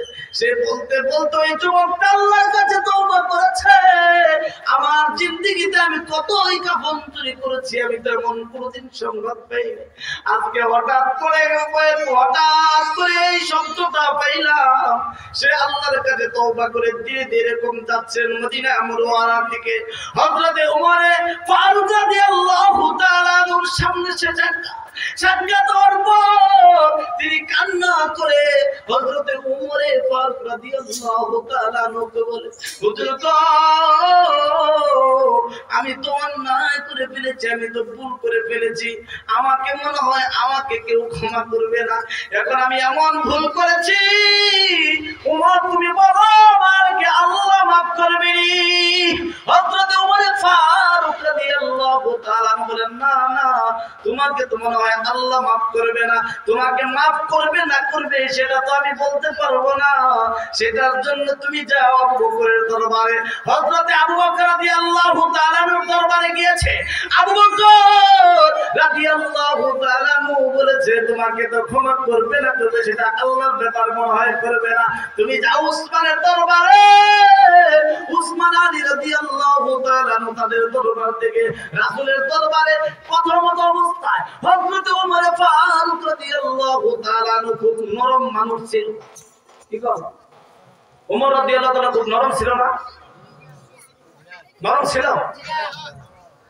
ওমর ফারুক রাদিয়াল্লাহু তাআলা রাসূলের দরজায় এসেছে। আসার পরে দেখা যায় ওমর ফারুক রাদিয়াল্লাহু তাআলা কান্না করতেছে। রাসূল বলতেছে, ওমর তুমি তো গরম মানুষ, তোমাকে তো আমি কান্না কোনদিন দেখি নাই, আজকে তুমি এত হাউমাউ করে তুমি কেন কান্না করতেছো? কি হয়েছে? বলা হয়েছে এই পুরুষটা এই কাজ করেছে। আল্লাহর নবী বলেন, তোমাকে তো ক্ষমা করা হবে না, যে অন্যায় করেছো। বলার সঙ্গে সঙ্গে যুবকটা দৌড় দিয়েছে পাহাড়ের কিনারায়। পাহাড়ের কিনারে আল্লাহ, সেই পাহাড়ের ভিতরে সাজদায় পড়ে পড়ে আল্লাহর কাছে কান্দে, আল্লাহ গো,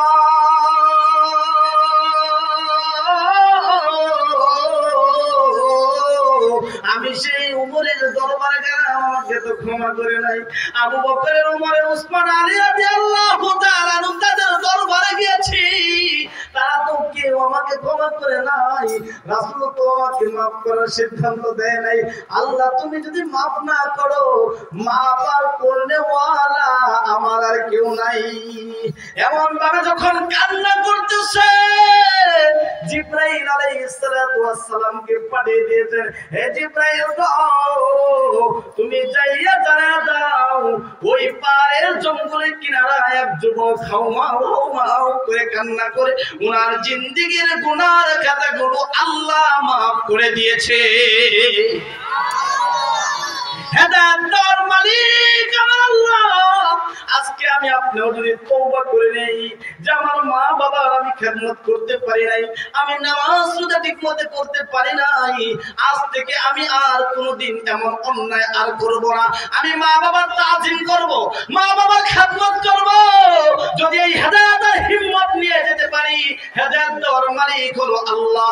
এজন্য মা, আজকে আপনাদের উচিত হইল, আপনি তো হযরতে খাদিজাতুল কুবরা রাদিয়াল্লাহু তাআলা আনহার মতো একজন মা, আপনি তো ফাতেমাতুজ জোহরা রাদিয়াল্লাহু তাআলা আনহার মতো মা, আপনি তো আয়েশা সিদ্দিকা রাদিয়াল্লাহু তাআলা আনহার মতো মা।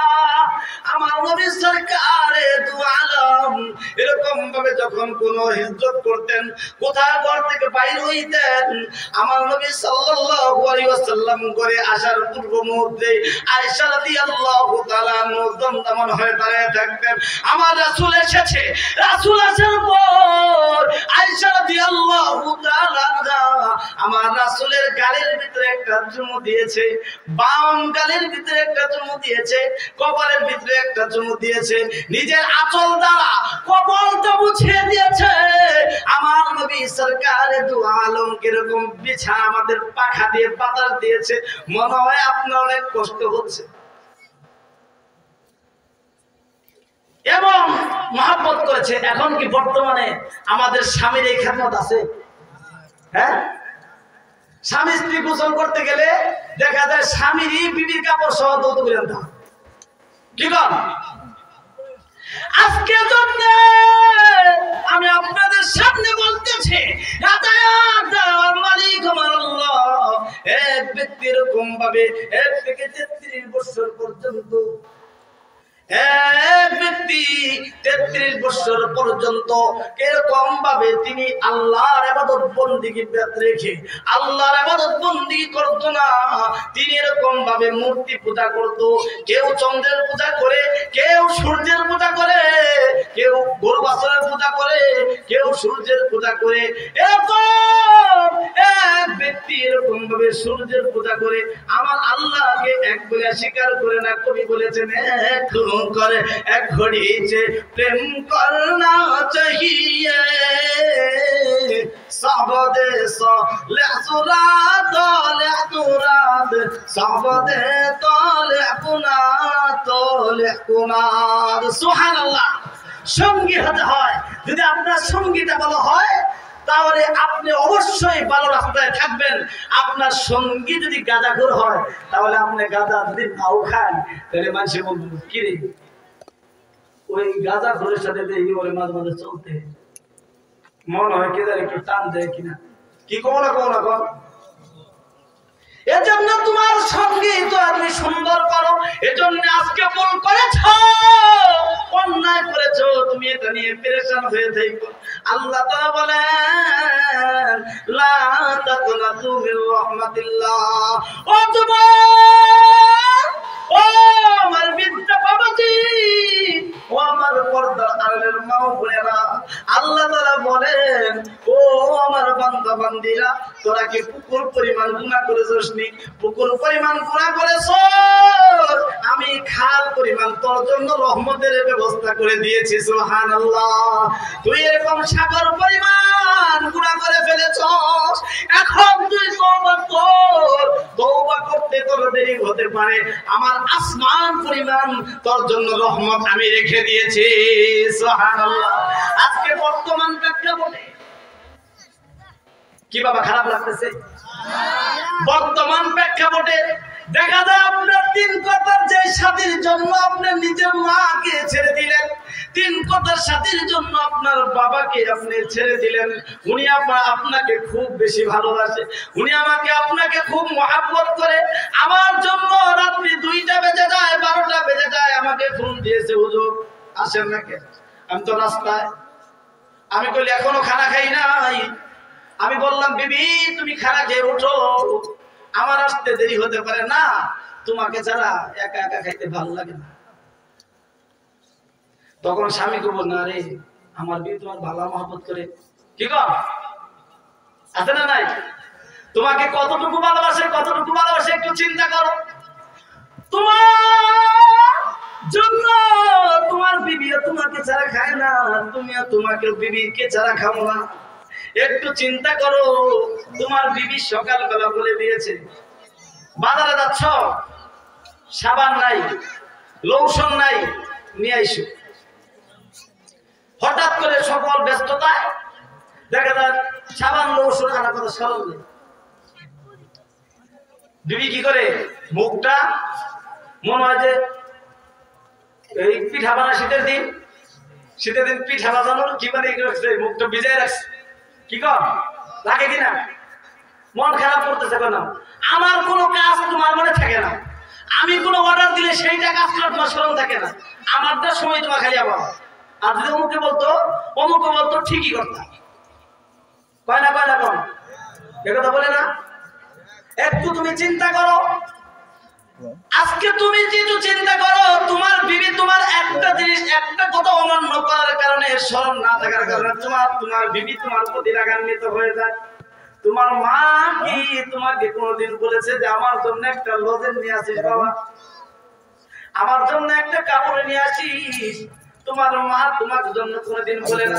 হঠাৎ আপনি গরিব সংসার কত কষ্ট করে আপনি সংসার চালান, দেখা যায় আপনি এরকম ভাবে অনেক কষ্টের মাধ্যমে জীবন যাপন করতেছেন। অনেকে বিদেশে যায়, সৌদি আরবে যায়, আমেরিকা যায়, লন্ডন যায়। আপনার মনে আকাঙ্ক্ষা আমার এই সন্তানটাকে যদি আমি এরকম বিদেশে পাঠাতে পারি তাহলে হতে পারে আমার সংসারে এই কষ্টটা দূর হবে। এখন কি করা যায়? টাকা তো নাই, পয়সা তো নাই। তোমার জন্য একটা ফিকির আছে কি, তুমি এরকম লোন তুলো, জমিনের কাগজপাতি ব্যাংকে দেখায়া লোন তুলো। লোন তুলে কি করো? তোমার ছেলেকে বিদেশ পাঠাও। আছে না নাই? কি বললাম? এই নিয়মটা আছে না নাই? তোমার বাবা তোমার জন্য এই লোন তুলে তোমাকে বিদেশ পাঠাইছে। তুমি বিদেশ টাকার উপরে অনেক টাকা পয়সা কামাই করেছো, তোমার সংসারের ভিতরে খুব আনন্দ আর ফুর্তি। একটা লোন পড়ে গেছে, তোমার সন্তান আসবে বাড়িতে, তোমার সন্তান ছুটি নিয়ে বাড়িতে আসবে।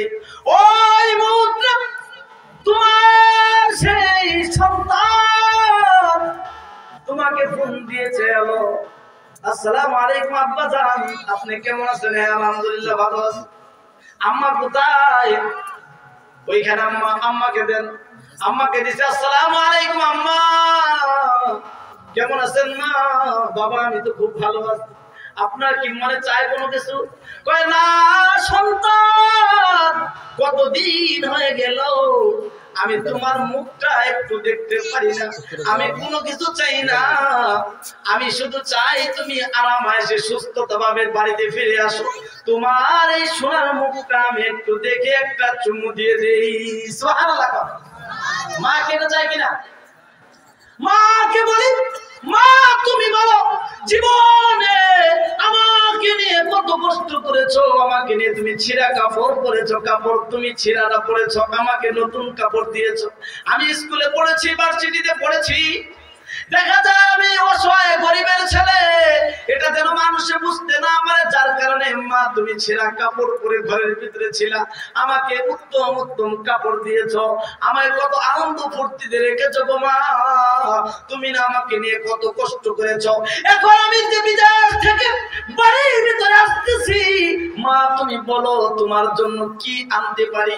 তোমার জীবনের যা কিছু চাওয়ার তুমি চাইতে পারো, টাকার অভাব নাই, বহু টাকা আছে।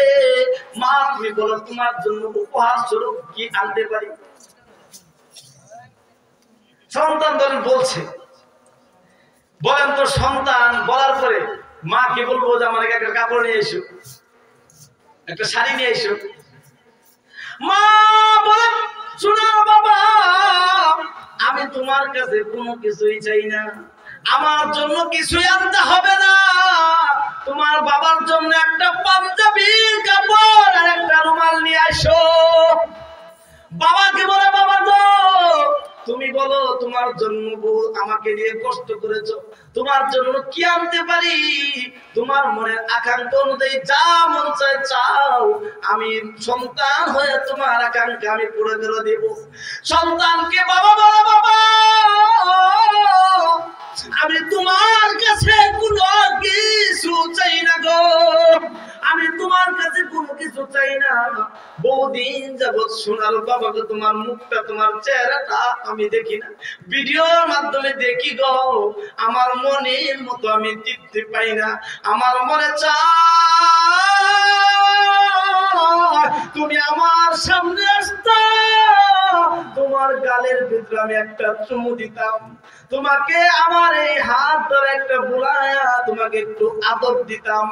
আমার মনে চাই এইটাই, আমি কোনো কিছু চাই না।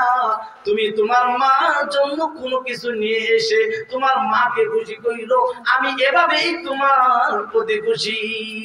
এখন বিবির কাছে যান, বিবিকে বলেন ও বিবি তুমি আমাকে নিয়ে কত কষ্ট করেছো, কত জীবনে অনেক কষ্ট করেছো, এখন অনেক টাকা পয়সা আছে, এখন তুমি বলো তো তোমার জীবনের খুব আনন্দের উৎসাহের কি জিনিস আছে, সেটা আমি তোমাকে এনে দিব, তাও যেন তুমি খুশি থাকো। এখন বিবি বলবো আমার একটা শাড়ি আইনো, আমার জন্য একটা নাকের জেহার ভালো জায়গা আইনো, আমার জন্য একটা ওই আইনো হিজাব আইনো, অনেক কিছু চাই কি চায় না। এখন বিবি আশার অভাব শেষ হয় না, কিন্তু মা বাবা কোনো কিছু কি চায় না, মা বাবা কোনো কিছু চায় না। মা বাবা শুধু চায় সোনার বাবার চেহারাটা দেখার জন্য। সোনার বাবা শুধু চায় যে এই চেহারাটা দেখার জন্য। আজকে যুবক ভাই আমরা ভুল করে ফেলেছি। আমরা এখন তওবা করি, আল্লাহ যেন আমাদের পিছনের সকল গুনাহকে আল্লাহ মাফ করে দেয়। আজ থেকে যেন আমরা মা বাবার খেদমত করতে পারি। রাজি আছেন তো ইনশাআল্লাহ? রাজি আছেন তো ইনশাআল্লাহ? হেদায়েত দেওয়ার মালিক হলো আমার আল্লাহ, হেদায়েত দেওয়ার মালিক হলো আমার আল্লাহ। আজকে আল্লাহ তাআলা যাকে হেদায়েত দিবেন তিনি হেদায়েত পাবেন। হেদায়েত দেওয়ার মালিক আল্লাহ তাআলা ব্যতীত কোনো নবীর হাতেও দেয় না। কি কর? কোন নবীর হাতে দেয় নাই। যদি তাই দিত তাহলে নবীর চাচা আবু জেহেল সে ইমানদার হইতো কিনা? কি কর? ইমানদার হইতো। ইব্রাহিম আলাইহিস সালাতু ওয়াস সালামের বাবা আজর সে ইমানদার হইতো, মুসলমান হইতো। ঠিক না ঠিক? হেদায়েত দেওয়ার মালিক আল্লাহ তাআলা হাতে কাউকে দেয় নাই। সেই এক ব্যক্তি 1 থেকে 33 বছর পর্যন্ত সে দেবতার পূজা করে, দেবতার পূজা করে। যেমন হিন্দুরা 12 মাসে কয়টা পূজা করে? একটু আসতে কম, আর একটু জোরে বলেন কয়টা? 12 মাসে 13টা পূজা করে। অমুক পূজা, তমুক পূজা, মা পূজা, হেন পূজা, তেন পূজা, দুর্গা পূজা। ঠিক আছে? তারা কি করে? এগুলো পূজা করে আর ওই মূর্তির সামনে নিজ হাতে মূর্তি বানায়। মূর্তির সামনে ওই পূজার সময় আপেল দেয়, কমলা দেয়, মালটা দেয়, আঙ্গুর ফল দেয়, খেজুর দেয়, খইয়ের মোড়া দেয়। না দেয়? না দেয় না? এগুলো দেওয়ার পরে কি করে? ওগুলো দিয়ে বগো বগো দেয়। আরে এক ব্যক্তি 33 বছর পর্যন্ত সে বলতে থাকে ইয়া সনাম ইয়া সনাম ইয়া সনাম ইয়া সনাম কুল হু আল্লাহু খালিকুহু সাফে মাস জেরে তাব্বাত ইয়াদা বিলা হাবাস কুল হু আল্লাহু খালিকুহু সাফে মাস জেরে তাব্বাত ইয়াদা বিলা হাবাস। কুল হু সূরা আল্লাহর গুণে বড়া, যদিও দেখা যায় তাব্বাতের নিচে পড়া। সুবহানাল্লাহ। কেউ যদি এই কুল হু সূরা একবার করে কয় খতম কোরআনের সওয়াব পায়? কয় পারা? 10 পারা কোরআনের তেলাওয়াতের সওয়াব আল্লাহ তাআলা তার আমলনামায় দিয়ে দেন। 2 বার পড়লে 3 বার পড়লে 30 পারা। এখানে কি আছে? কুল হু আল্লাহু আহাদ আল্লাহুস সামাদ। এক ব্যক্তি 1 থেকে 33 বছর পর্যন্ত বলে ইয়া সানাম ইয়া সানাম ইয়া সানাম ইয়া সানাম সানাম সানাম বলিয়া 1 থেকে 33 বছর পর্যন্ত দেবতাকে ডাকে। এমন জায়গায় দেবতার ঘর 1 থেকে 100 মাইল পর্যন্ত কোনো বাড়িঘর নাই, 1 থেকে 100 মাইল পর্যন্ত কোনো গাছপালা নাই। এমন মরুভূমির ভিতরে তার দেবতার ঘর। সেখানে আসরের পরে মাগরিবের পূর্বে সে চলে যায়, যাওয়ার পরে সেখানে সিজদা দেয়। সেই মূর্তিকে সে বগো বগো বগো বগো দেয়, বগো বগো দিয়ে বলে ইয়া সনাম ইয়া সনাম ইয়া সনাম ইয়া সনাম। এখন যেমন বর্তমান প্রেক্ষাপটে আমরা পীরের দরবারে যাইয়া বগো বগো বগো বগো দেই। আর হাসেন কেন? তোমার উচিত হলো আল্লাহ নবী সাল্লাল্লাহু আলাইহি ওয়াসাল্লামকে বলা হয়েছে আল্লাহর কুদরতি পায়ে সিজদা বিদিত। আল্লাহর কুদরতি পায়ে সিজদার পরে যদি সিজদার হুকুম কাউকে দিত, কারো সামনে মাথা নত করার দিত, কোন নবীর পায়ে সিজদা দেওয়ার হুকুম আল্লাহ তাআলা দিতেন না। দিতেন যে স্বামীর পায়ে বিবি সিজদা দিত। যদি হুকুম দিতেন তাহলে না দিত। আর আমরা বর্তমানে হিন্দুরা তো মূর্তির পায়ে বগবগ দেয়, আমরা মুসলমানরা কিছু পীরের দরবারে যেয়ে বগবগে দেই। হ্যাঁ, পীর তো ভালো কথা ধরো, সেই পীর ধরা ভালো কথা অত্যন্ত জরুরি। সেই পীরটা যেন কি হয়? নামাজি হয়। সেই পীরটা যেন আল্লাহ রাসূলের সিরাত অনুযায়ী হয়। কি কর রাগ করতেছেন? অনেক মানে কষ্ট পেতে ঝগড় হইলে যেতে দয়াল বাবা বন্ধ বাবা লাগে আমার ডর, ফেরেশতারা গুরুজ মারবে কবরের ভিতর বাবা রে, ফেরেশতারা গুরুজ মারবে কবরের ভিতর। কত বাবা আমার জনি মুতালা না বয় না পানি, আছে না ভাই? সে কি করে নিজের বিবিকে নিয়ে রাত্রিবেলা দেখেন এই শীতের দিন পার হওয়ার পরে বিবিকে নিয়ে সফরে বের হয়। কি জন্য? মুরিদ বানানোর জন্য, মুরিদ বানানোর জন্য। আরে তুমি বানাও ভালো কথা, তুমি হকের মতো থাকো ভালো কথা। তোমার উচিত হইল যে তুমি যখন তোমার কাছে মুরিদ হইতে এসেছে তোমার জিজ্ঞাসা যে কি তুমি কি মুরিদ এসেছো, তুমি কি নামাজ পড়ো? না আমি তো নামাজ পড়ি না। আরে তুমি নামাজ পড়ো না, নামাজ না পড়ে যদি তুমি আমার মুরিদ হও তুমি কি জান্নাত পাবা? নামাজ পড়বা না? জি নামাজ পড়ো। রোজা করো? না আমি তো জীবনে রোজা একটা করি। নামাজ জীবনে এক নামাজ পড়ি, জীবনে নামাজ একটা। কি তোমারও গোসল করো না? না আমি তো গোসল করি না, আমার জীবনে গোসল একটা। আছে না নাই? আছে না? জীবনে গোসল একটা। আর কে তোমার ফরজ গোসল হয় না? তোমার গোসল ফরজ হয় না? না জীবনে একটা। দাঁড়িয়ে রাখছো না? আরে কেন? তুমি দাঁড়িয়ে রাখো, তুমি গোসল করো, তুমি পরিষ্কার পরিচ্ছন্নতা থাকো, তুমি নামাজ পড়ো, তুমি রাসূলের সুন্নাত সেই দাঁড়িয়ে রাখো, তুমি আর মুশরিক, তুমি আর কাফের, তুমি আর বেঈমান, তুমি আর ইহুদি, তুমি আর নাসারা, তার সাথে তোমার পরিবর্তন কোথায়? তুমি যে মুসলমান তোমার তো সিরাত বিন্দু থাকবে, তোমার তো সিরাত রাসূলের তরিকা থাকবে, তোমার তো সিরাত সাহাবার তরিকা থাকবে। আজকে তুমি মুসলমান, তোমার ভিতরে কোনো পরিচয় নাই, তুমি মুসলমান না হিন্দু। তোমাকে পরীক্ষা করতে হইলে তোমার কাপড় খুলিয়ে ইসলামের মাত্রা পরীক্ষা করতে হবে। মনে কষ্ট পাইয়েন না। আজকে অনেক বর্তমান প্রেক্ষাপটে হিন্দুরাও মুসলমানি করে, করে না? করে না? হিন্দুরাও মুসলমানি করে। আরে ওই মুসলমানটা যদি হিন্দু থাকে উনাকে ইসলামটা যদি পরীক্ষা করি দেখা যায় আগা কাটা আছে, তাহলে কেমনে বুঝতে পারবে এটা মুসলমান না কাফের? এর জন্য তোমার উচিত হইল যে তোমার সিরাত অনুযায়ী রাসূলের সিরাত তোমার ভিতরে ফিটিং করো। সেটা হলো রাসূলের সুন্নতের দাঁড়িয়ে তোমার রেখে দাও, তুমি মুস্তা খাটো করো। এখন বর্তমানে কিছু পীর আছে মুখ লম্বা করে, আছে না নাই? আবার সেটার জন্য সরকার থেকে নোবেল পুরস্কার পায়। কি কর? যেটা রাসূল নিষেধ করেছেন, আল্লাহ যেটা নিষেধ করেছেন, দাড়ি খাটো করে, দাড়ি আবার থাকেও না। কিছু পীর আছে দাড়ি ছাড়া, আছে না নাই? তারা দাড়ি রাখেন, প্যান্ট শার্ট পরে। কোন তো মা আসফালা মিনাল কাবাইনি মিনাল ইজারি ফিন্নার একটা হাদিস আছে কিনা রাসূলের? কি শিশু বাবারা বলো, আছে না নাই? হাদিস কি বলছে? যার টাকনু নিচে কাপড় পরিধান করা থাকবে ওই জায়গাটা কোথায় যাবে? জাহান্নামে যাবে। রাসূল পাক সাল্লাল্লাহু আলাইহি ওয়াসাল্লামের যুগে রাসূল ইন্তিকাল করেছেন, করার পরে সাহাবায়ে কেরাম দেখা যায় কেমনে এটা সহিহ হাদিস, এটা জয়ীফ হাদিস, এটা দুর্বল হাদিস, এটা মজবুত হাদিস কিভাবে প্রমাণিত করছেন যে একটা হাদিস শিক্ষার জন্য তিনি এরকম ভাবে সফরে গেছেন, এই ঢাকা গেছেন, এই চট্টগ্রাম গেছেন। কার কাছ থেকে?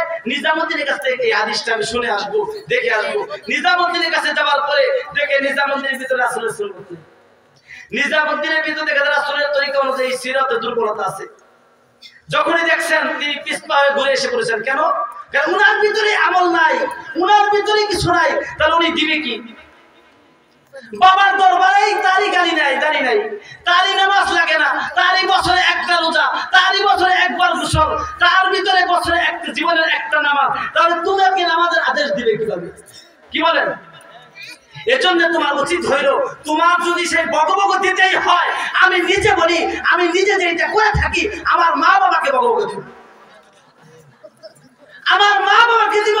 আমার মা বাবাকে যখন আমি ইহসান করব, মা বাবা যখন মুস্কি হেসে দিয়ে আমার জন্য একটা দোয়া করবেন, আল্লাহ তাআলা পবিত্র কোরআনুল কারীমে সূরাতুল বনী ইসরাঈলের 3 নম্বর 15 নম্বর পারার 3 নম্বর পৃষ্ঠার ভিতরে বলেন, রব্বির হামহুমা কামা রব্বায়ানি সগীরা। আল্লাহু আকবার বলেন। আল্লাহ তাআলা তোমাকে মাত্র শিক্ষা দিয়ে দিয়েছে, তোমার মা মারা গেছে, তোমার মার কবরের পাশে তুমি এটা পড়ো, তোমার মা মারা গেছে, তোমার মার কবরের পাশেই সেইটা করো। মা বাবার জন্য তুমি এই দোয়াটা করো। মা বাবা ব্যতীত আল্লাহ তাআলা পবিত্র কুরআনুল কারীমে কোন জায়গায় কারোর জন্য স্পেশাল দোয়া আল্লাহ রেখে দেয় নাই, স্পেশাল কোন দোয়ার কথা বলে দেয় নাই। একমাত্র আল্লাহ তাআলা বিবির কথা বলেন নাই, তার নিজের অন্য কারো কথা বলে নাই, বিবির কথা বলেন নাই, সন্তানের কথা বলে নাই, চাচার কথা বলে নাই, ভাইয়ের কথা বলে নাই, দয়াল বাবা তাকে বকবক দেয় তার কথা বলে নাই। আল্লাহ তাআলা একমাত্র কুরআনুল কারীমের ভিতরে আল্লাহ তাআলা স্পষ্ট বলে দিয়েছেন, রব্বির হামহুমা কামা রাব্বায়ানি সগীরা। তোমার মা বাবার জন্য তুমি দোয়া করো। তোমার মা বাবার দোয়া তোমার বন্ধুদের গুলি মিস হতে পারে, এই দোয়াটা কবুল হতে আল্লাহর কাছে দেরি হবে না। সুবহানাল্লাহ।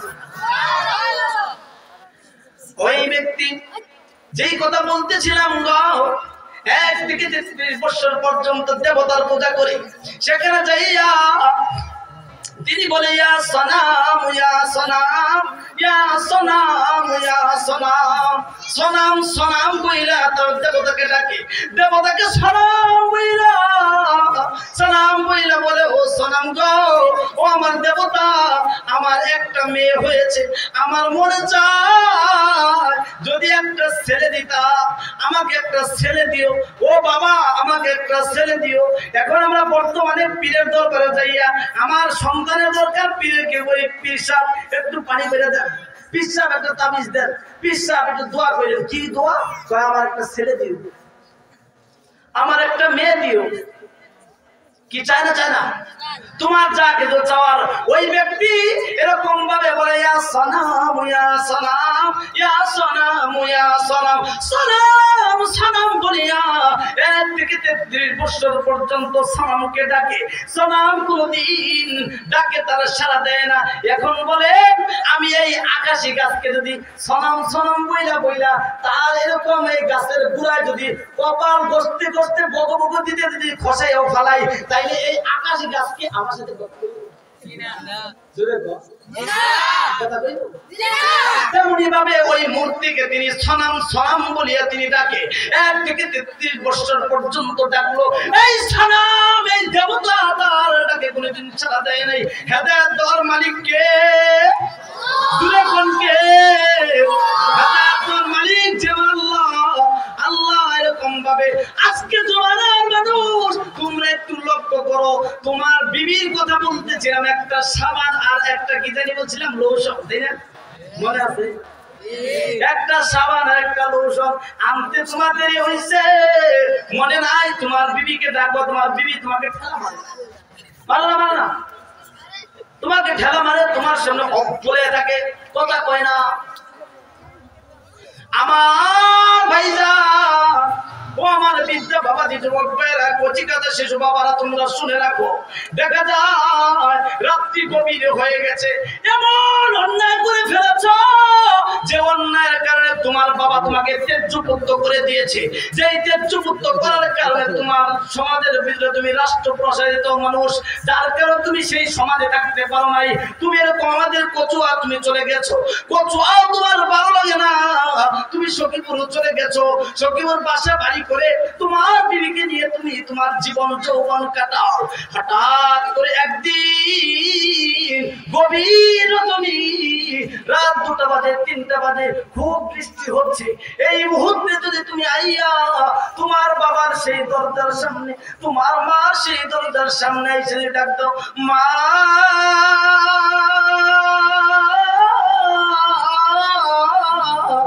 ও আমার বাবা, ডাক দেওয়ার সঙ্গে সঙ্গে মা বাবা শুনবে কিনা কোন? হ্যাঁ, ডাক দিলে দেরি হতে পারে, তোমার মা তোমার ডাকে সাড়া দিতে দেরি হবে। ঠিক আছে? কোন সন্তানের বিপদ হইলে জানে কি আগে? মা বাবা জানে কিনা? বিপদ হইলে মা বাবা জানে, বিপদ হইলে মা বাবা জানে। একটা ঘটনা বলি, রাগ করবেন? আমার বৃত্তান্ত, নিজের জীবনের কথা বলি। আমি আপনাদের টাঙ্গাইল ভাষায় ছাতা মসজিদের ওইখানে ছিলাম দায়িত্বে, আর এক মাদ্রাসার পরিচালক ছিলাম। এরকম মাহফিল করি, আসরের পরে রওনা হয়েছি। আসরের পরে রওনা হয়েছি, প্রথম বক্তব্য 10টার পরেই বসেন, কি কন? আমার ধনবাড়িতে মাহফিল যাচ্ছি, টাঙ্গাইল যখন আমি পুরান বাস স্ট্যান্ডে এসেছি, নতুন বাস স্ট্যান্ডে, ওই দিন সকালবেলা আমার আম্মা ফোন দিছে। ফোন দিয়ে বলছে, বাবা তোমার কোনো সমস্যা? আমি না আম্মা, আমার কোনো সমস্যা না। তোমার শরীর অসুস্থ? আমি বলতেছি না মা, আমার শরীর সুস্থ। পরে আমার ভাবিজান বলতেছে যে পরের খানা খায় তো, মাগনা খানা খায়, অবশ্যই কি অসুস্থ বলতেছে। আমি বলতেছি না ঠিক আছে ভাবে কথা, আমরা তো নিজে খাই না, আল্লাহ তাআলা আমাদেরকে খাওয়ায়, শরীর আলহামদুলিল্লাহ সুস্থ আছে। পরবর্তীতে আমি আসরের টাইমে মাহফিলের দিকে রওনা হইলাম। যখন আপনাদের নতুন বাস স্ট্যান্ড টাঙ্গাইল আসলাম, আসরের পরে মাগরিবের পূর্ব মুহূর্তে, ওই মুহূর্তে দেখি ওই এখন বর্তমান দুইটা দল আছে, একটা আওয়ামী লীগ আর একটা বিএনপি। এখন বর্তমান যেটা ক্ষমতা দল, তারা তো শক্তি বেশি। কি কর, রাষ্ট্রের হুকুম মানতে হবে, এটা শরীয়ত। রাষ্ট্রের হুকুম মানতে হবে, সেটা যদি আল্লাহর শরীয়তের কোন বিধানের বহির্ভূত না হয়। কি কর, আল্লাহর শরীয়তের দিনের কোন বহির্ভূত যদি কোনো কাজ না হয়, রাষ্ট্রের আদেশ তোমার মানতে হবে। যখন এখানে আসলাম, আমার কিছু যুবক এসে বলতেছে, হুজুর আপনাকে সালাম জানাইছেন। কে সালাম জানাইছেন? ওই যে হুজুর। যখন আরেকজন হুজুর সালাম জানাইছেন, তখন কি আমার উচিত কি ওনার কাছে যাওয়া কিনা? কম আপনারা কি বলেন? আগাইতেছি, উনিও আগাইতেছেন। ইতিমধ্যে আমাকে সালাম মুসাফা কইরা মনে হয় যেমন আমার আপন করে যে টুকরা ভাই, টুপি কইরা হুজুর আসেন। কোথায়? কয়েকটু এদিকে আসেন। পরে নিয়ে মঞ্চে নিয়ে যাবো। কোথায় নিয়ে যাবো? মঞ্চে। চতুর্দিকে দেখলাম পুলিশ আর পুলিশ, আওয়ামী লীগের লোকগুলোর হাতে লাঠি ঠাঙ্গা হ্যানতে।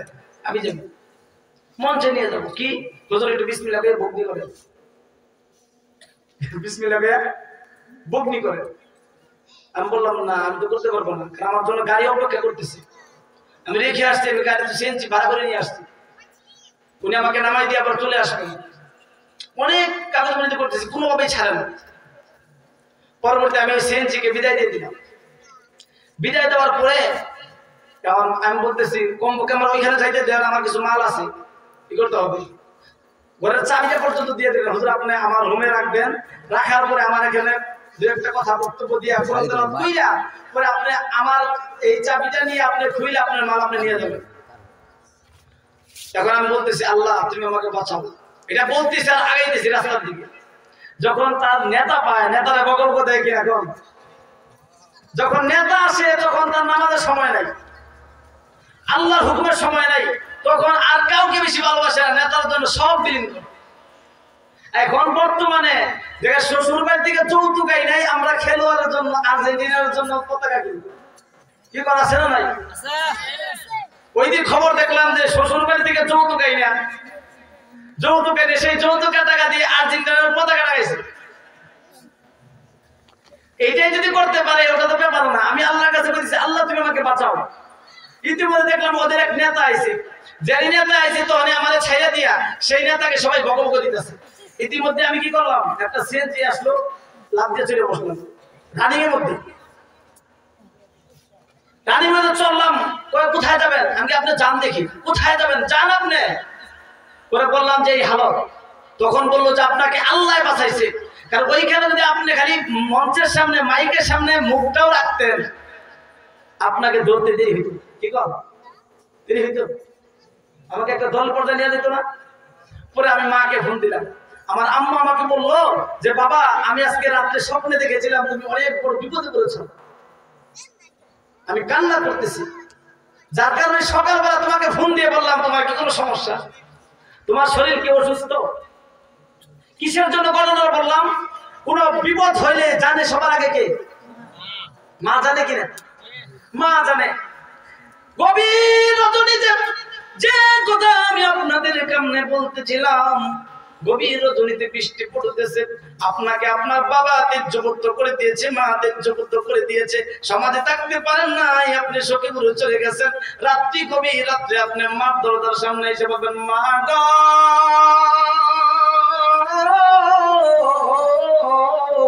ও মা, মা আমি তো আপনার পেটের ভিতরে ছিল মা, আপনাকে কত কষ্ট দিয়েছি গো মা, আমাকে তো খুব ভূমিষ্ঠ করেছ, ওই মুহূর্তে মা তোমার কত কষ্ট হয়েছে মা। যখন আমি ধীরে ধীরে তোমার কাছে বড় হইতেছিলাম তখন তো তোমার কত কষ্ট করেছো গো মা।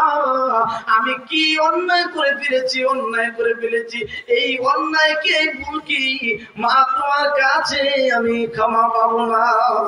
এমন ভাবে যদি কোনো সন্তান কোনো মার কাছে বলে, আর কোনো সন্তান যদি কোনো বাবার কাছে বলে, আপনারা বলেন তো সেই মা বাবার মাফ করতে দেরি হবে নি?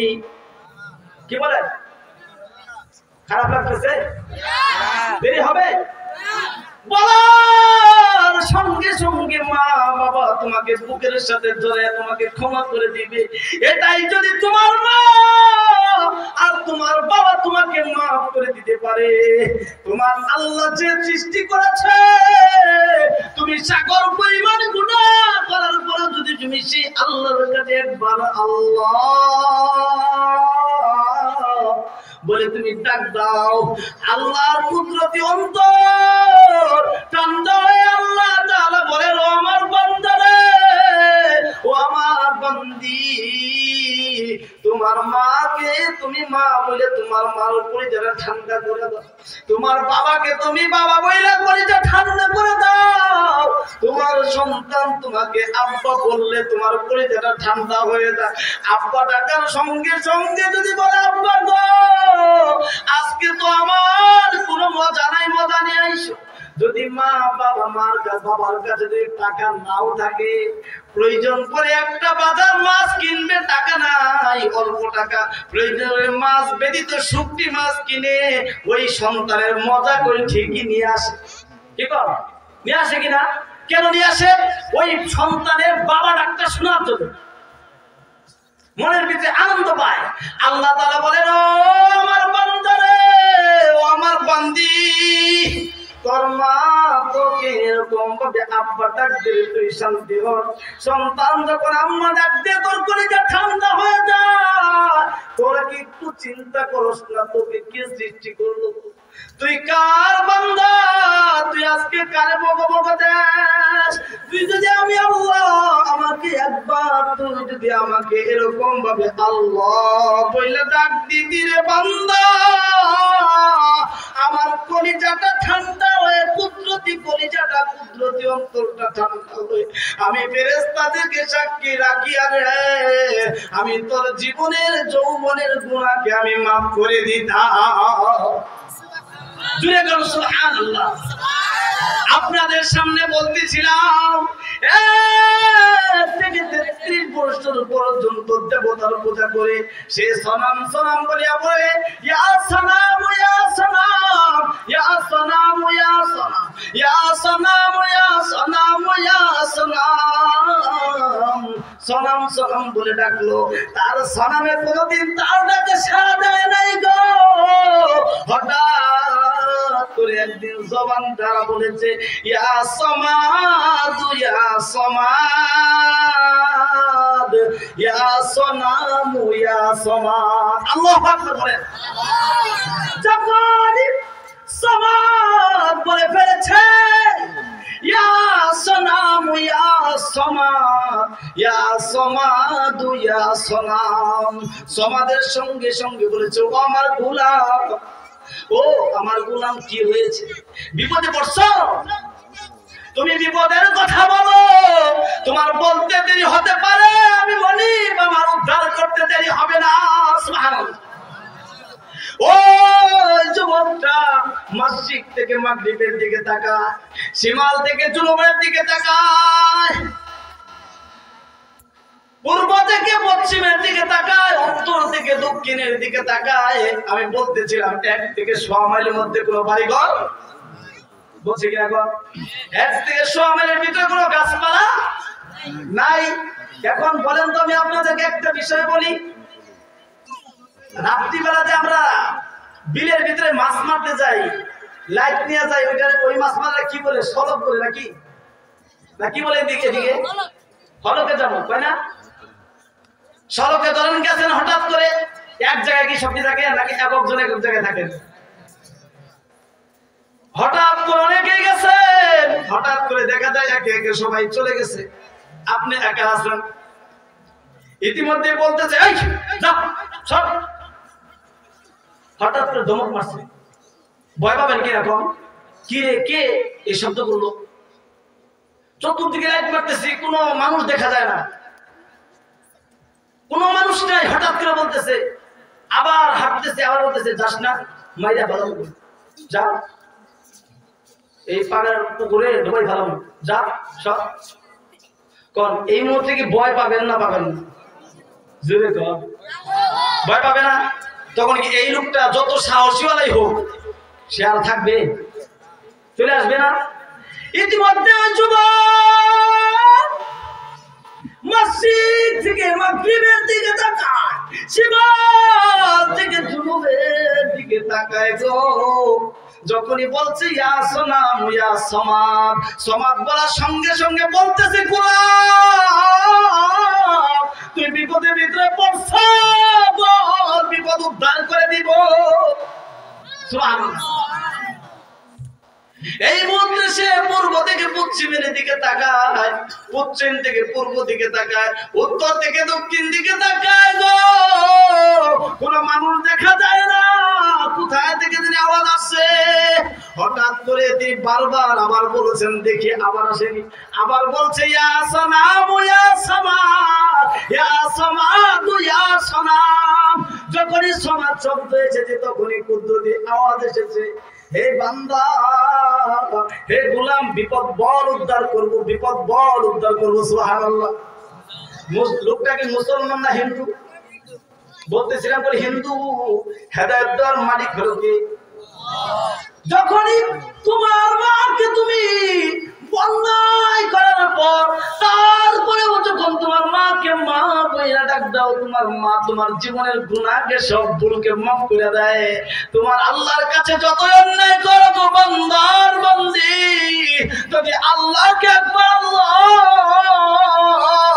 বইলা ডাক দিতে পারো, আল্লাহ তোমাকে নিজ হাতে কুদরতি হাত দ্বারা তোমাকে পয়দা করেছে, সৃষ্টি করেছে, জন্ম দিয়েছে।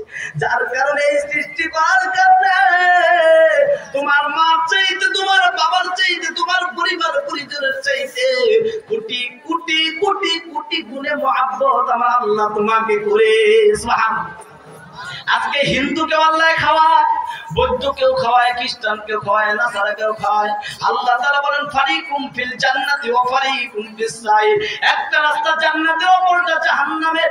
আমি তোমাদেরকে দিলাম, তোমরা বাছাই করে যাচাই করে চলো। আজকে তোমরা নামাজ পড়ো না, রোজা করো না, মা বাবার খেদমত করো না, তোমাদেরকে তো ধ্বংস করে দিত। বনি ইসরাইলের যুগের মতো, অন্যান্য নবীর যুগের মতো তোমাদেরকে তো ধ্বংস করে দিত। কিন্তু আমার নবী আল্লাহ তাআলার কাছে তিনটা দোয়া করেছিলেন, আল্লাহ গো আমার এই উম্মতগুলো অন্যায় ভুল করার কারণে তুমি তাদেরকে একবারে সব ধ্বংস করে দিও না।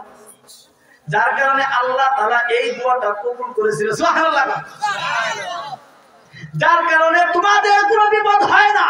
আল্লাহ তাআলা ওই বান্দা যখন সনামের মাঝখানে সমাজ শব্দটা বলেছে, এই আওয়াজ পাওয়ার পর ওই বান্দাটা ভয় পেয়ে গেছে। সেই রকম ফজরের সময় ধীরে ধীরে পা পা করে হেঁটে হেঁটে বাড়ির দিকে রওনা হয়েছে। ইতিমধ্যে আগের যুগে দেখতাম আমার সেই পর্দার আলের মা ও বোনেরা নামাজ পড়তো, আবার নামাজ পড়া কোরআন শরীফ খুইলা খুইলা পড়তো, ইয়াসিন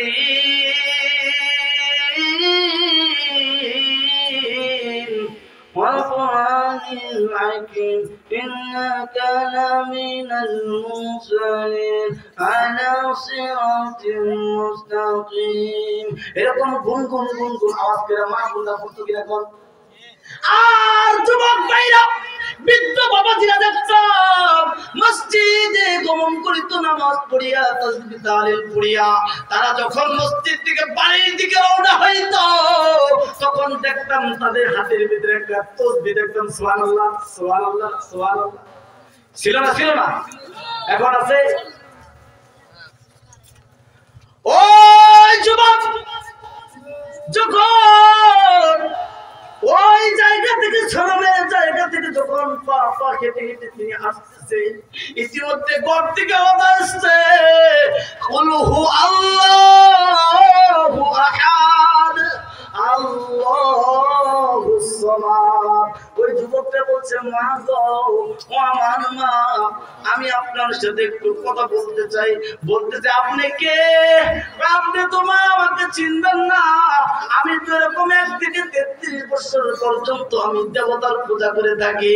আমি কতবার আমার দেবতার কাছে কত কিছু চাইলাম, আমার দেবতা তো আমার সাথে কোনো কিছু আমাকে দেয় নাই। যা কিছু পাইছি আমি মনে করছি আমার দেবতাই আমার দিছে, কিন্তু আমার মনের একটা কষ্ট, আমার দেবতাকে 1 থেকে 33 বছর পর্যন্ত আমার বিবি বাচ্চা সব কিছু রেখে আমি দেবতার পূজা করলাম, দেবতাকে ভগবত দিলাম, তো আমার এই দেবতা একদিনও আমার সাথে একটা কথাও কয় নাই। আজকে হঠাৎ করে আপনি যেটা বলতেছেন আল্লাহুস সামাদ, এই সনাম সনাম বলে আমি দেবতাকে ডাকি। সনামের মাঝখানে গো আমার যখন সমাজ শব্দটা এসেছে, ওই মুহূর্তে দেখলাম কে জানি আমাকে গাইবি আওয়াজ থেকে বলল, বিপদে পড়েছ গোলাম, তুমি বড় বলতে দেরি হতে পারে, উদ্ধার হতে দেরি হবে না। উনি কে? উনি কে মা একটু বলে দাও। তখন বলতেছে, ও বাবা, উনি হলেন আমাদের আল্লাহ, তোমাকে আমাকে যিনি সৃষ্টি করেছেন উনি হলেন এক আল্লাহ। কুল হু আল্লাহু আহাদ, আল্লাহ এক, তার কোনো শরীক নাই। কি বল? আল্লাহ কোন শরীক আছে? উনি ছাড়া কেন উপাস্য করার মতো কেউ নাই। আল্লাহুস সামাদ লাম ইয়ালিদ ওয়া লাম ইউলাদ, উনি এমন একজন মানুষ, এমন একজন লোক, উনি কাউকে জন্ম দেয় নাই, কারো কাছ থেকে জন্ম নেয় নাই। কি কর? উনি কারো কাছে মুখাপেক্ষী না, উনার কাছে সবাই মুখাপেক্ষী। উনার কারো কোনো সন্তান নাই, উনি কারো সন্তান না, উনি কারো সন্তান জন্ম দেয় নাই। উনার পরিবার পরিজন কিছু নাই, উনার পরিবার পরিজন কোনো কিছু তার দপ্তরে কিছু নাই। উনি হলেন এক আল্লাহুস সামাদ লাম ইয়ালিদ ওয়া লাম ইউলাদ ওয়া লাম ইয়াকুল লাহু কুফুয়ান আহাদ। এই আল্লাহকে এক বইলে যখন তুমি স্বীকার করবা গো, তখন তুমি আল্লাহর কাছে যা চাইবা তাই তুমি পেয়ে যাবা। তুমি 33 বছর পর্যন্ত সনাম সনাম বইলে ডাকলা গো, তোমার সনাম কোনদিন তোমার ডাকে সাড়া দেয় নাই। তুমি 2 রাকাত নামাজ পড়ে তুমি আল্লাহর কাছে দুটি হাত ধরে চাও, আল্লাহ গো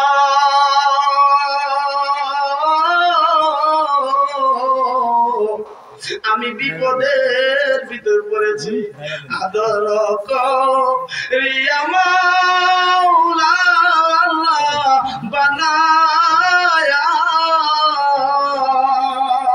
কেমনে দিবা জাগান আমে ফেলায়া, আদর করিয়া মাওলা বানায়া, কেমনে দিবা বিপদে আমার ফেলিয়া। তুমি এমন ভাবে তুমি নামাজ 2 রাকাত নামাজ পড়ে 2 রাকাত নামাজ পড়ে আল্লাহর কাছে তুমি এমন ভাবে চাও, দেখবা তোমার মা তুমি অন্যায় করে তোমাকে maaf করে দিতে পারে। তোমার আল্লাহকে যদি একবার আল্লাহ বলে ঘন্টাইকে তুমি চাইতে পারো, আল্লাহ তোমার জিন্দেগীর গুনার খাতাগুলো maaf করে দিয়ে তোমার বিপদকে আল্লাহ তাআলা উদ্ধার করে দিবেন। সুবহানাল্লাহ। ওয়া মা আলাইনা ইল্লাল বালাগ। আসসালামু আলাইকুম ওয়া রাহমাতুল্লাহ।